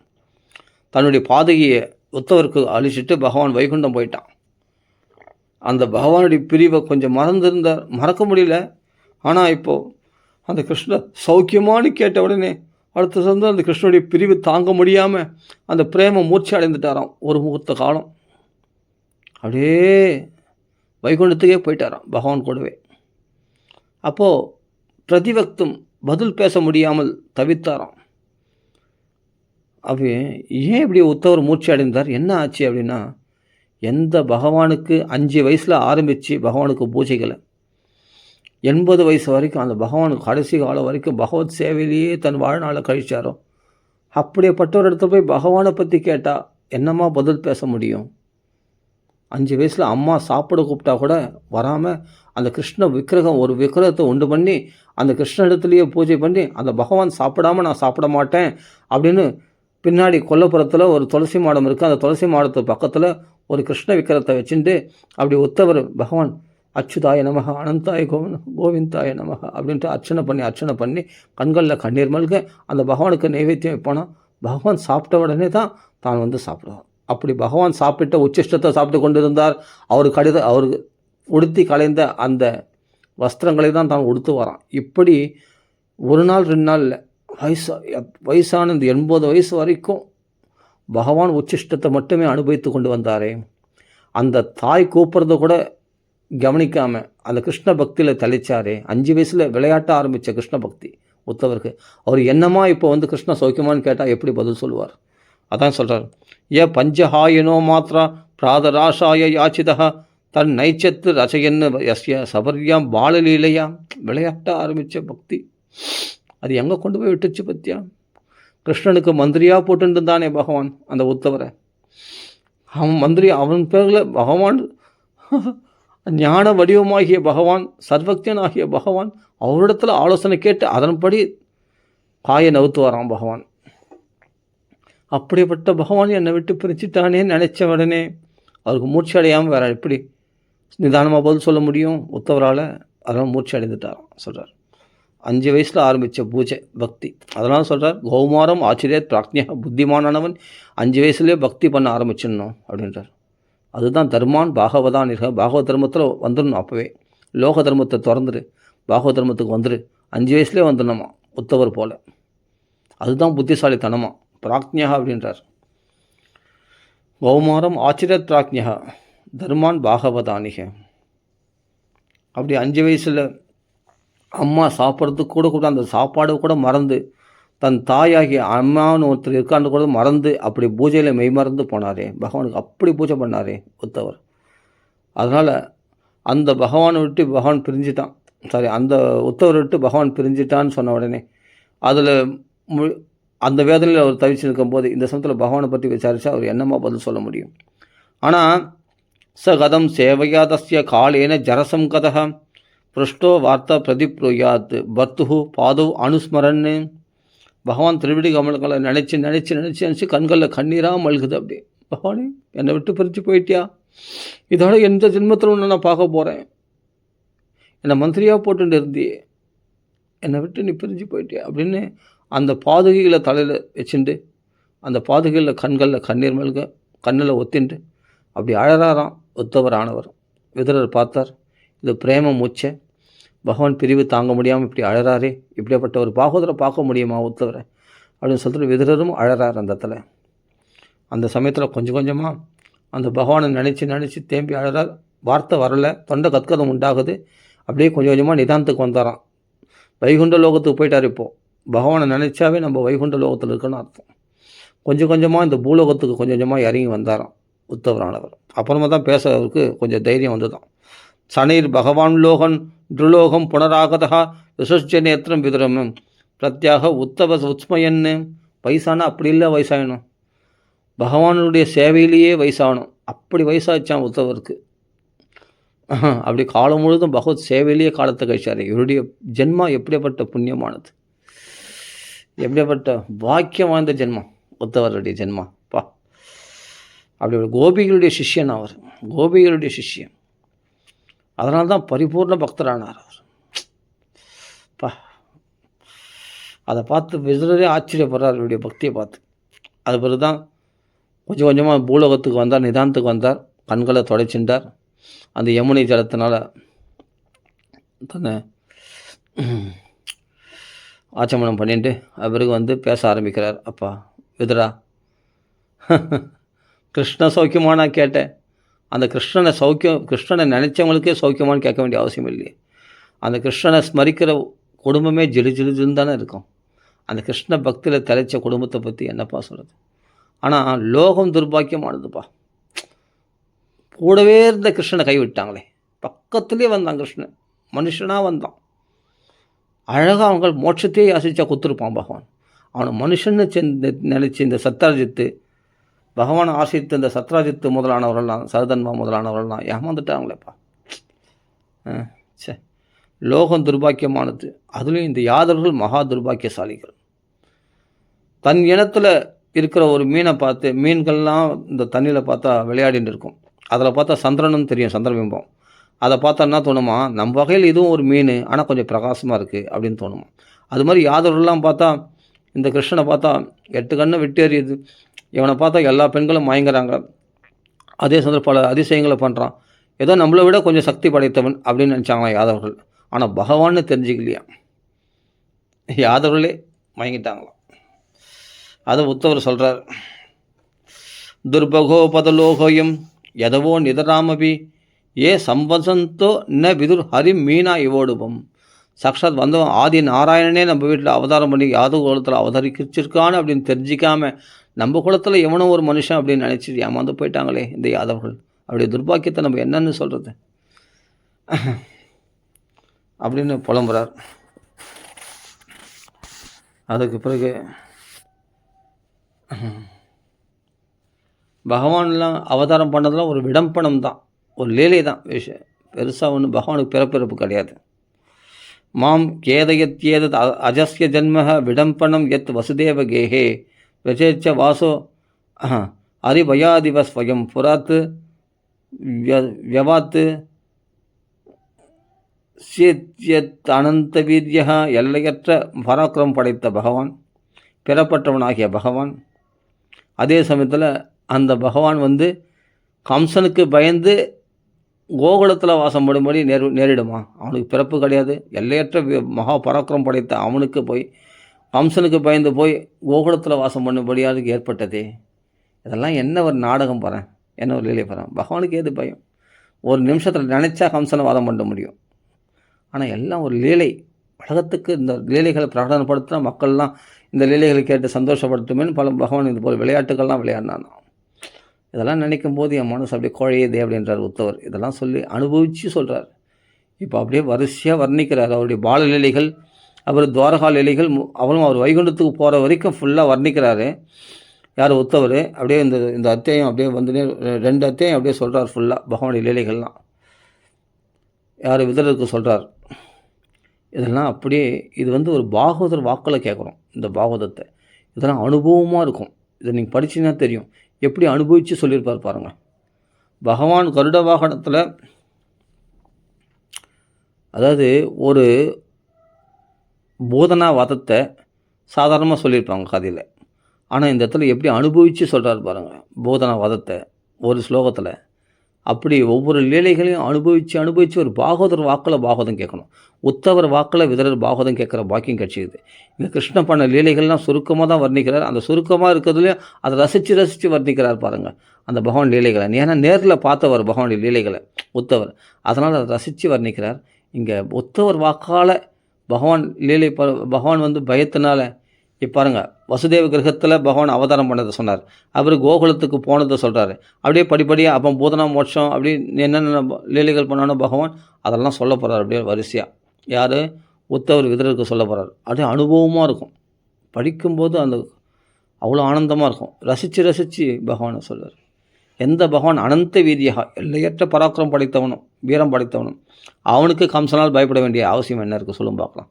ஆனால் கம்சனுக்கு பயந்து பகவானுக்கு மதுரையிலேருந்து கோகுலத்துக்கு போனானா அப்படி சொல்லப்படுகிறது. அப்படி சொல்கிறார்.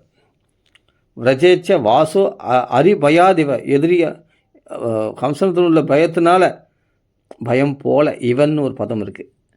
பயந்தவன் போல அங்கே போய் வாசம் பண்ணானே கோகுலத்தில் அப்படின்றார். அரிபயாதிவ ஸ்வயம் புராத்து வியவாசித்து எத் அனந்த வீதியா. இதெல்லாம் என்ன சொல்கிறார், விடம்பனம் எத் வசுதேவகேஹே. வசுதேவருடைய வீட்டில் அந்த சிறையில் பகவான் அவதரிச்சிருந்த ஒரு விடம்பனம், அதெல்லாம் ஒரு நாடகம், உண்மை இல்லை அப்படின்றார். பிறப்பற்ற அவனுக்கு போய் பிறப்பியது அது எல்லையற்ற வீரர் பராக்க அனந்த வீரியா படைத்த அவனுக்கு கம்சத்தில் பயம் ஏது அப்படின்றத இங்கே சொல்கிறார் உத்தவர். ஒவ்வொரு லீலையும் ரசித்து இனிமேட்டு வரதெல்லாம் ரசித்து சொல்ல போகிறார். அப்படியே அந்த லீலைகள் அதெல்லாம் விஸ்தாரமாக பார்க்கறதுக்கு அவகாசம் இல்லை. அதில் ஒன்று பார்க்கலாம். அஹோபகீயம் ஸ்தனகாலகூடம் ஜிகாம்சையா அபாயத் அபி அசாத்வி லேபே கதிம் தாத்ரி உச்சிதாம் ததோன்யம் கம்பா தயாலும் சரணம் விரஜேம. இந்த ஸ்லோகம் ரொம்ப மகான்களால் கொண்டாடத்தக்க ஸ்லோகம். இந்த ஸ்லோகம் அஹோபகீயம் ஸ்தனகாலகூடம், அந்த மார்பில் தன் மார்பில் விஷத்தை தடவி கொண்டு வந்திருந்தாலே, கிருஷ்ணனுக்கு பால் கொடுக்கறதுக்கு முன்னாடி விஷத்தை கொடுத்தாலே அந்த போதனையானவள். ஆனால் பகீனா பகாசுரனுடைய தங்கை. பகாசுரன் கொக்கு வடிவத்தில் வந்தான், அகாசுரன் பாம்பு வடிவத்தில் வந்தான். அவங்க 2 பேருக்கும் அக்கா வாய்வோம். யார் சகோதரியான், யார் போதனை அக்கா. ஆமாம், அவள் தான் ஃபஸ்ட்டு. இவள் தான் ஃபஸ்ட்டு அக்கௌண்ட் ஓப்பன் பண்ணால் அந்த குடும்பத்துக்கே பகவான் மோட்சம் கொடுத்தானான். அந்த யாருக்கு? போதனையுடைய தம்பியாகிய அகாசுரனுக்கு பகாசுரனுக்கு எல்லாருக்கும் மோட்சம். அந்த குலத்துக்கே மோட்சம் கொடுத்தானே. பிரம்மதேவ ஸ்துதியில் வருது விஸ்தாரம் பண்ணி. அப்படியேப்பட்ட அஹோபகீயம் ஸ்தனகால கூடம், அப்படியேப்பட்ட கால கூட விஷத்தை மார்பிள் தடவி வந்து பால் கொடுத்தாலே. ஆனால் அப்படி அசாத்வி, அவள் சாத்வி கிடையாது. ஒரு நாள் பகவான் ஒரு துளசி போடுறது கூட, புஷ்பத்தை போடுறது கிடையாது. ஆனால் அவளுடைய பாலையும் பகவான் குடித்தானே. கெட்டெண்ணத்தோடு பகவானை சாகடிக்கணும்னு கொடுத்த அந்த பாலை கூட அமிர்தமாக பகவான் குடித்தானான். ஏன்னா பகவானுக்கு கிருபாலு. தன்னை கொல்ல வந்தவளுக்கு கூட தாய்க்கு சமமான பதவி கொடுக்கணுன்ற ஆசை பகவானுக்கு உண்டான். தாத்ரி உச்சிதாம். இப்படிப்பட்ட தயாளு எங்கன்னா பார்த்ததுண்டா? எங்கேயாவது பார்த்ததுண்டா? அந்த தயாளை விட்டு வேறு யாரை போய் நாங்கள் சரணம் அடைஞ்சிருப்போம்? என் இஷ்ட தெய்வமாச்சு அந்த கிருஷ்ண பரமாத்மா. அவனை விட்டு எங்களுக்கு வேறு நாதன் தெரியாது. அவனே எனக்கு பரகதி, அவனே என் தெய்வம் அல்லவா அப்படின்னு உத்தவர் இங்கே சொல்கிறார். அஹோ பகீயம் ஸ்தனகால கூடம் ஜிகாம்சையா அபாயத் அபி அசாத்வி லேபே கதிம் தாத்ரி உச்சிதாம் ததோன்யம் கம்பா தயாலும் சரணம் பிரஜேம. அவள் என்ன பண்ணா? புஷ்பம் போனாலா, துளசி போட்டாலா? என்ன காரணத்துக்காக மோட்சம் கொடுத்தாரு அவளுக்கு? எந்த காரணமும் இல்லை, தயை தான் காரணம். இப்படிப்பட்ட ஒரு நீச்ச பிறவி பிடிந்து இப்படி பாப்பங்களை செய்கிறாள். ருத்ராசனாக பச்சை ரத்தத்தை குடிக்கக்கூடியவளாகும், குழந்தைகளை கொல்லக்கூடியவளாம். அப்படியேப்பட்டவளுக்கு கூட பகவான் என்ன பண்ணான்னா தாய்க்கு சமமான பதவி கொடுத்தாலும் என்ன காரணம்? கிருபை தான் காரணம். கிருபை தான். கிருபை. ஆனால் அவள் விஷப்பாலை கொடுக்குறான் கெட்டெண்ணத்தோடு தான் வந்தான். ஆனால் அவளுக்கும் பகவான் எனக்கு கொடுக்கணும்னு வந்தா இல்லையா? நீ கெட்டெண்ணத்தோடு வந்தாலும் என்னிடத்துல வந்துட்டு இல்லையா, உனக்கு மோட்சம்தான். என் தாய் நீ அப்படின்னு சொல்லிட்டு யசோதைக்கு என்ன பதவியோ அந்த பதவி கொடுத்தானா பகவான். தாத்ரி உச்சிதாம் அப்படியே பதம் இருக்குது இங்கே, இதை மாற்றவே கூடாது. அது எப்படி கொடுக்கலாம் அப்படின்னு சொல்லிட்டு நம்ம விஷம புத்தினால் இதை பார்க்கக்கூடாது. பகவானுடைய கருணையை பார்க்கணும். இந்த விஷம புத்தி நல்ல புத்தி இதுக்கெல்லாம் அப்பாற்பட்ட நிலைக்கு போயிடணும். அப்பாற்பட்ட நிலைக்கு போனால் தான் இந்த லீலை புரியும். இல்லைன்னா என்னப்பா யசோதைக்கு என்னென்னா பால் கொடுத்து வளர்த்தா அவளுக்கும் அதே நிலை, போதனைக்கும் அதே நிலை அப்படின்னா இது ஒத்துக்க முடியலையே. பாகவதர்களால் ஒத்துக்க முடியாது இது. ஆனால் சொல்கிறார் தாத்ரி உச்சிதாம் அப்படின்னு சொல்கிறார். இங்கே பதம் இருக்குது. தாய்க்கு சமமான பதவி கொடுத்தார் அப்படின்னா இதை மாற்றக்கூடாது. நம்மளுடைய இந்த பேத பாவத்தினோடு பார்க்கக்கூடாது. இதுக்கு அப்பாற்பட்டு போயிடணும். எவ்வளோ பாவம் பண்ணாலும் அவர்களை பகவான் மன்னிக்கணும். யாரை பகவான் எடுத்துக்கணும்னு நினைக்கிறானோ அவங்கள பகவான் மன்னிச்சிடுவாங்க. தயாளு, அதான் நீங்கள் சொல்கிற தயை தான் காரணம். இந்த தயை என்ற காரணத்தினால அவளை தாய்க்கு சமமான பதவி கொடுத்தான். புரியுதா? அவள் அந்த ரூபத்தில் தான் இப்போது இரண்யகசிபு இரண்யாக்ஷன் விரோதம் பாராட்டினாங்கன்னா, ஆனால் அவங்களுக்கு 3 பிறவியில் அவங்களுக்கு மோட்சம் கிடச்சிது. ஆனால் பார்த்தா பல பிறவிகள் எடுத்து யோகம் பண்ணுறாங்க, தியானம் பண்ணுறாங்க, ஞான விசாரம் பண்ணால் அவங்களுக்கு இன்னும் மோட்சம் கிடைக்காமல் இருக்கிறாங்களேன்னு. அவங்களுக்கு விதிக்கப்பட்ட பாதை என்னவோ அதை அவங்க கடைப்பிடிக்கிறாங்க.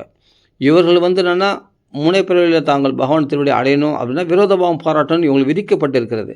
அந்த மூலமாக அடைஞ்சாங்க இவங்க. அதே மாதிரி ராட்சசியாகிய யசோதை என்னென்னா பக்தியின் மூலமாக பகவான் அடையணும்னு அவருக்கு விதிக்கப்பட்டிருக்கிறது. பிரம்மதேவர் அனுகிரகத்தினால பகவானத்தில் பக்தி வேணும். அவள் கேட்டுட்ட பிறகு பிரம்மதேவருக்கு துரோணர் தரா என்ப தம்பதிகள் தான், துரோணர் தரா என்ற தம்பதிகள் தான் முன் ஜென்மத்தில் அவர்கள் தான் பகவானை பிரம்மதேவத்தில் பிரார்த்தனை பண்ணாங்க. என்ன வேணும் வரம் பிரம்மதேவர் பிரத்யட்சமாகி என்ன வரம் வேணும்னு கேட்டதுனால தரை அந்த துரோணர் என்பவர் என்ன பண்ணாங்க, கிருஷ்ணனிடத்தில் எல்லையற்ற பக்தியில் நாங்கள் தலைக்கணும், ததாஸ்துன்ட்டு பிரம்மதேவர் அனுகிரகம் பண்ணிட்டு போயிட்டார். அந்த தரை துரோணர் தான் யசோதா நந்தகோபராக வந்தாங்க. அவருக்கு பக்தி கொடுத்தார். அது 3 தடவை பகவானை எனக்கு மகனாக பிறக்கணும்னு கேட்டால் யார் வசுதேவர் தேவகி. அவர்கள் வந்து கஷ்யபராதித்யா பிருஷ்ணி சுதபஸாக இருக்கும்போது அவர்களுக்கு கேட்ட பிரகாரம் பகவான் என்ன பிறவியாக பிறந்தான். லீலைகளை அனுபவித்த பக்தி எனக்கு வேணும்னு கேட்டதுனால தரா துரோணர் இவங்க வந்து லீலைகளை அனுபவித்தாங்க. பிறவி வேணும்னு கேட்டதுனால தேவகிக்கு பிருஷ்ணி சுதபஸ் என்பவருக்கு மகனாக பிறந்தார். அப்புறம் அவர்களே அடுத்த பிறவியில் கஷ்யபராதித்யா வந்தபோது வாமனராக பிறந்தார். அவர்களே வசுதேவ தேவகியாக வந்தபோது கிருஷ்ண அவதாரம் பண்ணார். எனக்கு மகனாக வேணும்னு கேட்டதுனால மகனாக பிறந்தார். அவங்க என்ன கேட்டுட்டு இருக்காங்களோ அதன்படி தான் பகவான் அனுகிரகம் பண்ணுவார். அதே மாதிரி விரோத பாவத்தினால்தான் இரண்யகசிபு பகவான் வந்து அடையணும்னு சொன்னால் அப்படி தான் வர முடியும். அப்படி புரிஞ்சிக்கணும். அப்படி இருக்கும்பொழுது நான் விரோத பாவத்தில் இருக்க அவங்களுக்கு போய் மோட்சமானால் அவங்களுக்கு அப்படி விதிக்கப்பட்டு இருக்கிறது, அது என்ன பண்ண முடியும்? அதே மாதிரி போதனைக்கும் ரத்னமாலாவாக இருந்தபோது இந்த குழந்தையை கொண்டுடுவேன் அப்படின்னு அவன் என்னவோ சொன்னான். பலி சக்கரவர்த்தி இடத்துல வந்து வாமனராக வந்தபோது அழகாக இருந்தது அந்த குழந்தை. வாமனர் பார்த்தா இது மாதிரி குழந்தை நம்மளுக்கு கிடைக்குமா, அந்த இது மாதிரி குழந்தை கிடச்சா நான் பால் கொடுத்து வளர்ப்பனே அப்படின்னு நினச்சாலாம். அந்த ரத்னமாலா பலி சக்கரவர்த்தியுடைய பெண் அவள், எல்லாம் கற்க சமயத்தில் வரும். அப்போ அவள் கேட்டுட்ட பிரகாரம் பகவான் குழந்தையாக வந்தான். அது பிறகு பகவான் சின்ன காலை காட்டி பெரிய காலத்தை உலகத்தையே ஆளுக்கும்பொழுது அப்போ பலி சக்கரவர்த்தியை நிக்கிரகம் பண்ணும்போது வர்ணவாசம் கட்டிப்படும் அவளுக்கு ரத்னமாலாவுக்கு கோபம் வந்துச்சான். இப்படியாப்பட்ட பிள்ளையை போய் என் குழந்தையாக வரணும்னு நினச்சினே, இப்படியாப்பட்ட பிள்ளை வந்தால் நான் விஷம் கொடுத்து சாவச்சிடுவேன், விஷம் கொடுத்து கொண்டுடுவேன் அப்படின்னு நினச்சாலாம். அப்படியா? அதனால் வந்து தாயாகவும் இப்படிப்பட்ட குழந்தைக்கு பால் கொடுன்னு ஆசைப்பட்ட ஒரு சங்கல்பம், இப்படிப்பட்ட குழந்தைக்கு விஷம் கொடுப்புன்னு ஒரு சங்கல்பம், இந்த ரெண்டு சங்கல்பத்தையும் ஒன்றா சேர்த்து லீலை பண்ணணுன்றதுக்காக அவள் போதனையாக வந்தாள். அந்த ரத்னமாலா தான் போதனையாக வந்தபோது பகவான் என்ன பண்ணுறான், அவள் குழந்தையாகவும் பகவான் மடியில் வச்சு பால் கொடுக்குறா, அதே சமயத்தில் விஷப்பாலை கொடுக்குறா கொள்றன்ற நோக்கத்தோடு. இந்த ரெண்டு சங்கல்பத்தையும் பகவான் நிறைவேற்றுறானா. அவளுடைய சங்கல்பத்தின்படி தான் பகவான் நிறைவேற்றுவானே தவிர பகவானுக்குன்னு ஒரு சங்கல்பம் கிடையாது. நல்லா புரிஞ்சுக்கணும். அதனால் தனக்கு கால கூட விஷத்தை வச்சு கொடுத்ததுனால அவளுக்கு அப்படியேப்பட்ட பக்தி பண்ணியிருக்கான்றதுனால அப்படி தான் அவள் வந்து அடையணும்னு அவளுக்கு ஏதுப்பட்டு இருக்கிறதுனால அவள் சங்கல்பத்தின் பிரகாரம் பகவான் அப்படியே அவளை தன் திருவடியில் சேர்த்துக்கிறான் பகவான். இதான் புரிஞ்சுக்கணும். உயிரை மட்டும் உறிஞ்சலை, அவருடைய ஆத்மாவையும் இந்த பரமாத்மா தன் திருவடியில் சேர்த்துட்டு தாய்க்கு சமமான பதவியும் கொடுக்குறான் பகவான். அப்படி புரிஞ்சுக்கணும். இது பேத புத்தியோடு பார்த்தா அது புரியாது. யசோதிக்கும் அதே பதவி, இது என்ன அநியாயம், யசோதிக்கும் அதே பதவி, அது போதனைக்கும் அதே பதவியா அப்படின்ட்டு நம்மளுக்கு இந்த பேத புத்தியோடு பார்த்தா புரியாது. இந்த பேதம் இந்த முக்குணங்களுக்கு அப்பாற்பட்டவனா நிலையிலேருந்து சிந்தித்து பார்த்தா, பகவான் நிலையிலேருந்து சிந்தித்து பார்த்தா தான் அது புரியும். பகவான் நிலையில் யாருக்கும் உயர முடியாது. அப்போ பகவானை சொல்கிறதையா நம்ம கேட்கணும். அப்போ என்னன்னா தயை தான் காரணம். தயினால் பகவான் எப்படியாப்பட்ட பாவிகளையும் மன்னித்து தன் திருவடியை சேர்த்துனா அது யார் நீ கேட்கறதுக்கு? நீ எப்படி மன்னிக்கலாம் அது போதனையை? விஷப்பால் கொடுத்தவளை எப்படி உன் திருவடியை சேர்த்துக்கலாம்? அப்போ யசோதெல்லாம் முட்டாளா அப்படின்னு யசோதை வந்து அப்படி கேட்டுட்டான் பக்தி வேணும்னு. அதன் பிரகாரம் பகவானை அப்படி சேர்த்துட்டான். எவ்வளோனா குழந்தைக்கு பால் கொடுத்தா எந்த விதத்தில் பக்தி வேணும்னு கேட்டால் அதே சமயத்தில் விஷம் கொடுப்பேன்னு சொன்னான். எந்த விதத்துலேயும் என் மேலே மனசு செலுத்தலாம். அந்த வழியில் தான் நான் அவளை அழிச்சிப்பேன். விரோத பாவத்தினால ஹிரண்யகசிபு ஹிரண்யாக்ஷன் அழிச்சின மாதிரி அதே மாதிரி இவளும் விரோத பாவத்தினால தன் திருவடியில் பகவான் சேர்த்துட்டான். என்ன காரணம்? கருணை தான் காரணம். கருணை தான் காரணம். கம்பா தயாளும் சரணம் பிரஜேம, அந்த தயை தவிர வேறு என்ன காரணம் இருக்க முடியும்? டைம் ஆச்சு நினைக்கிறேன். இப்படி அந்த பகவானுடைய லீலைகளை நினச்சி புலம்புறார். அப்படியே தொடர்ந்து பகவானுடைய லீலைகளை சொல்லிட்டு வர்றார். இதெல்லாம் கேட்டார் விதுரர். அதற்கு பிறகு கடைசி காலத்தில் பகவானை நான் பின்தொடர்ந்து போனேன். யாதவரெல்லாம் ஒருத்தர் முன்ன பின்ன தெரியாமல் அடிச்சுட்டு மதுபானம் சாப்பிட்டுட்டு ஒருத்தர் தெரியாமல் கோர முஷ்டிகளால் அடித்து கொண்டு உயிரிழந்தார்கள். நான் மட்டும் பகவானை பின்தொடர்ந்து போனேன். அப்போது பகவானை தனிமையில் சந்தித்து அவர்களை பாதுகளை பெற்றுக்கொண்டு அவரிடத்தில் பாகவதத்தையும் பெற்றுக்கொண்டேன். அங்கே பாகவதம் சொல்லும்போது மைத்திரியரும் அங்கே வந்திருந்தார். எதிர்ச்சியாக பகவான் சங்கல்பத்தின் பிரகாரம் அங்கே வந்தார். அவரும் நானும் பாகவதம் கேட்டோம் அப்படின்னு சொன்னார். அந்த பாகவதத்தை பகவானால் உபதேசிக்கப்பட்ட அந்த பாகவத்தை எனக்கும் சொல்லுங்கன்ட்டு விதுரர் கேட்குறார். அப்போ விதுரர் சொல்கிறார், விதுரர்களை உத்தவர் சொல்கிறார், பாகவதம் எனக்கு உபதேசித்தார், ஆனால் எனக்கு கட்டளை இல்லை. விதுரர் வந்தாருன்னா பாகவதம் சொல்லுன்னு சொல்லிட்டு எனக்கு கட்டளை இல்லை. மைத்திரேயருக்கு தான் கட்டளை இட்டுருக்கிறார். எங்கே விதுரர் வந்து கடைசி காலத்தில் 2 குறையான் பகவானுக்கு. கோவிந்தான்னு கூப்பிட்ட பிறகு தானே நான் திரௌபதி வந்து ரட்சித்தேன், கூப்பத்துக்கு முன்னாடி வந்து ரட்சித்திடலாமே அப்படின்னு ஒரு கவலை. சரி, அந்த குறையோடு தான் இருக்கணும் அப்படின்னு. அதே சமயத்தில் இன்னொரு கவலைனா விதுரரை பார்க்கணுன்னு நினச்சாராம் கடைசி காலத்தில். விதுரர் வந்து தீர்த்த யாத்திரையாக போயிட்டார். அப்போ ஆனால் விதுரர் வந்து அவருக்கு இந்த பாகவத்தை சொல்லு அப்படின்னு மைத்திரேயருக்கு கட்டளையிட்டிருக்கார். அதனால் நீங்கள் மைத்திரேயரை போங்க, ஹரித்வாருக்கு போங்க, அந்த இடத்துல மைத்திரர் இருப்பார், அவர் இடத்துல போய் நீ பாகவதம் கேளுங்க அப்படின்ட்டு உத்தரவு அனுப்பிச்சு வச்சுட்டார். அப்புறம் தான் விதுரர் வந்து மைத்திரர் இடத்துல பாகவதம் கேட்குறாரு. இது வரைக்கும் நம்ம பூர்த்தி பண்ணிப்போம். மேலே உள்ள விஷயங்களை அப்புறம் பார்க்கலாம். ஆமாம், இப்போ மணி 1:50 ஆயிடுச்சு. சரி, பூர்த்தி பண்ணி ராம ராம ராம ராம ராம श्रीमद् भागवत भगवान की जय, आंजनेय स्वामी की जय, श्री राम राम सिंह की जय, राम राम राम राम राम राम राम राम राम राम राम राम राम राम राम राम राम राम राम।